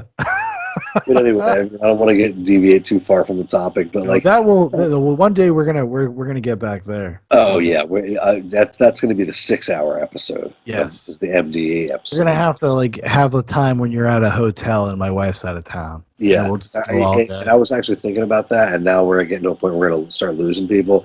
But we should set it up as a reacts video. Where we can actually watch some clips. Actually, we should just do it on D Live. Like, I'm not even shitting you. We should just go. Like, we'll try to find, like, this is obviously in the future, whatever. We'll just try to find a day where we both have, like, nothing to do, got internet access, fucking go for, like, 5 hours, and we will watch MDE stuff together. That would be fun. Yeah. It might be a solid 2-parter episode or something. Yeah. But anyway, I mean, that's all I have to say on Chris Chan. He is the distillation of modernity. This is where things are headed. This is where things are going. Internet fame and celebrity for being bad. Yeah. And for being shitty, and then being rewarded for being that shitty, and people taking advantage of other people's mental illness, which creates more mental illness, which creates more opportunity for people to take advantage of mental illness. It's just this entire society is fucking circling down the toilet, as Gil Scott-Heron said. The revolution will not, or the future of America is not the melting pot, but the toilet bowl, and that's exactly what this is a example of. Just another cycle around the toilet bowl as we sink our entire civilization down into the fucking sewer. And Chris Chan is just the perfect example of that. Yeah, it's a. I would say this is the perfect example of the exponential growth of mental illness on the internet. Like it shows you how anybody, I'm not talking about Chris Chan. Chris Chan's legitimately an autistic person, but everybody that orbits Chris Chan basically form themselves into being mentally ill people by their behavior and how they normalize and rationalize their behavior, and now they have to live their lives with like what they've done in a weird way. It's like a psychosis. It's like psychosis. It's like oh, like it's just what we do. We're just doing what we do, and everybody signs on to it. Imagine for a second before we part, if Chris Chan had been born onto a farm in the middle of Oklahoma before fucking electricity. You know, Chris Chan would he might be fucking real well-liked guy. He might be the guy that you really want around when you're baling hay because he's big. He's big, and he's good for a laugh. Exactly. Yeah. And in a wholesome community, a person like Chris Chan, like you said, he'd just be a weird guy who's good for a laugh. And yeah, he's a little bit weird, and you know, maybe he didn't end up with a wife or whatever, but you know. This way, I have a friend that I've joked about for a long time, and I won't name him. But I've always said, like, oh, you know, he's a really cool guy, but you know, I wouldn't leave him alone with my kids, but he's a cool guy. Well, yeah, and it's funny, but it's true. I mean, in an older type of civilization, a person like Chris Chan would have just been kind of, you know, the weirdo, unless he went and hurt somebody, and then they would have tarred him and brought him on town a log or lynched him or some shit. Yeah. But you know, it's just in older times, societies had the will to actually do something about a person like Chris Chan, or there was enough community that there was, you know, people could take care of Chris Chan and make sure that, you know, he was taken care of within the community. Yeah, if he was part of a community, exactly. And that's kind of one of the problems with modernity that I think everybody recognizes is that, like, there is an insular nature to it. We have been kind of conditioned and told to fear each other. I mean, I'm not even just talking about what's been going on in the past couple of years. I mean, like, because now they're literally being like, everyone's sick. You're going to die if you talk to somebody. Don't fucking speak to anybody. Just go home. But, like, the internet has always encouraged that. It's always encouraged this idea of, like, insular, abstract life. It's just not, and which is obviously everything's pointing to that being very unhealthy, because the internet's really only been around in terms of like broad access to the public for what, like 25 years? Yeah, about 25. So now we're starting to see the real negative ramifications from that, whether it's like teenage suicide rates spiking. You know, we can look at from when Facebook went public for everybody to now, and you can look at data of how social media has affected children. And, I was just going to say that. Yeah. And Chris Chan is an example of like an early, like this happened to him earlier because of message board culture, because social media existed before it was formalized, except it was just more anonymous back then. And he is in some ways a victim of that. And everybody is slowly, it's like we're frogs in a boiling pot. Like that's really what it is. The heat just slowly gets turned up. Like, oh, it's getting warm. Feels nice though. Like it feels good. I'm getting something out of this. And then before you know it, it's fucking over. Like you're fucking dead. You're boiled. You're a boiled frog. Sorry. But yeah, man. I mean, it's the kind of thing that I could literally ramble about this for 4.5 more hours. But like, what the fuck am I gonna say? The ship is sinking. Listen, everybody out there. This is my truest, most sincere message. Medical supplies, alcohol, and ammunition will be the truest currency after the collapse, okay? You should have food storage too, but it shouldn't be too much dry food. You should have a lot of canned stuff because it's got its own water. If you keep a lot of dry food, you need to have water alongside of it with purification tablets so that you can actually prepare that food, okay? That's my advice to the American people in the future. A lot of ammo, a lot of alcohol, a lot of medical supplies. always have backup food that's got water with it, okay? I 100% agree. And I think, well, I mean, even myself, that's definitely what I'm building towards. I mean, like my wife and I, it was actually a great moment. We both are on the same page now. We're like, we're going to go get like a fucking farm, like out, like kind of out there. Like we both want that now. We're both like, let's get away from this. Oh wait, I don't live there. I'll bleep it out. Please, future Shaun, remember to bleep that out. I will see this raw video. You will bleep it out. honestly, I probably would. Like I really actually have always really liked Vermont. But thanks, Dan. Appreciate you talking to me about the wonderful world of Chris Chan and everything that encompassed it. And if anybody out there would like to know more about Zoobox, you want to keep up to date with Zoobox, there's a bunch of links in the description. Go check those out. Notice how I didn't mention any hope for the future. Notice how I only talked about survival. You need to put fuel stabilizer in any gasoline that you keep around because it will deteriorate. You need the fuel stabilizer. Do you understand? And you should also keep kerosene and diesel around just in case, at least for barter. You need to think about a barter situation. Even if you can't use that material, it will be useful to someone else. There is no future other than this. Please take my advice. Exactly, 100%. That's why I have all the Blu-rays I have. People love movies. No, but anyways, good night, everybody. Good night, Dan. Thank you so much for joining me, buddy. Cheers, mate.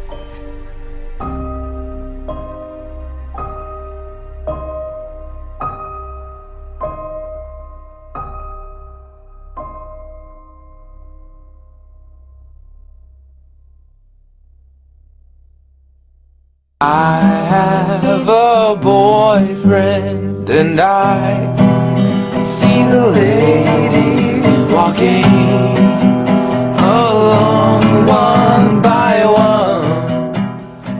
Oh my god, Solid Chris isn't waiting. Solid Chris is sick of the slander. He's coming for Liquid right now, and the match is on.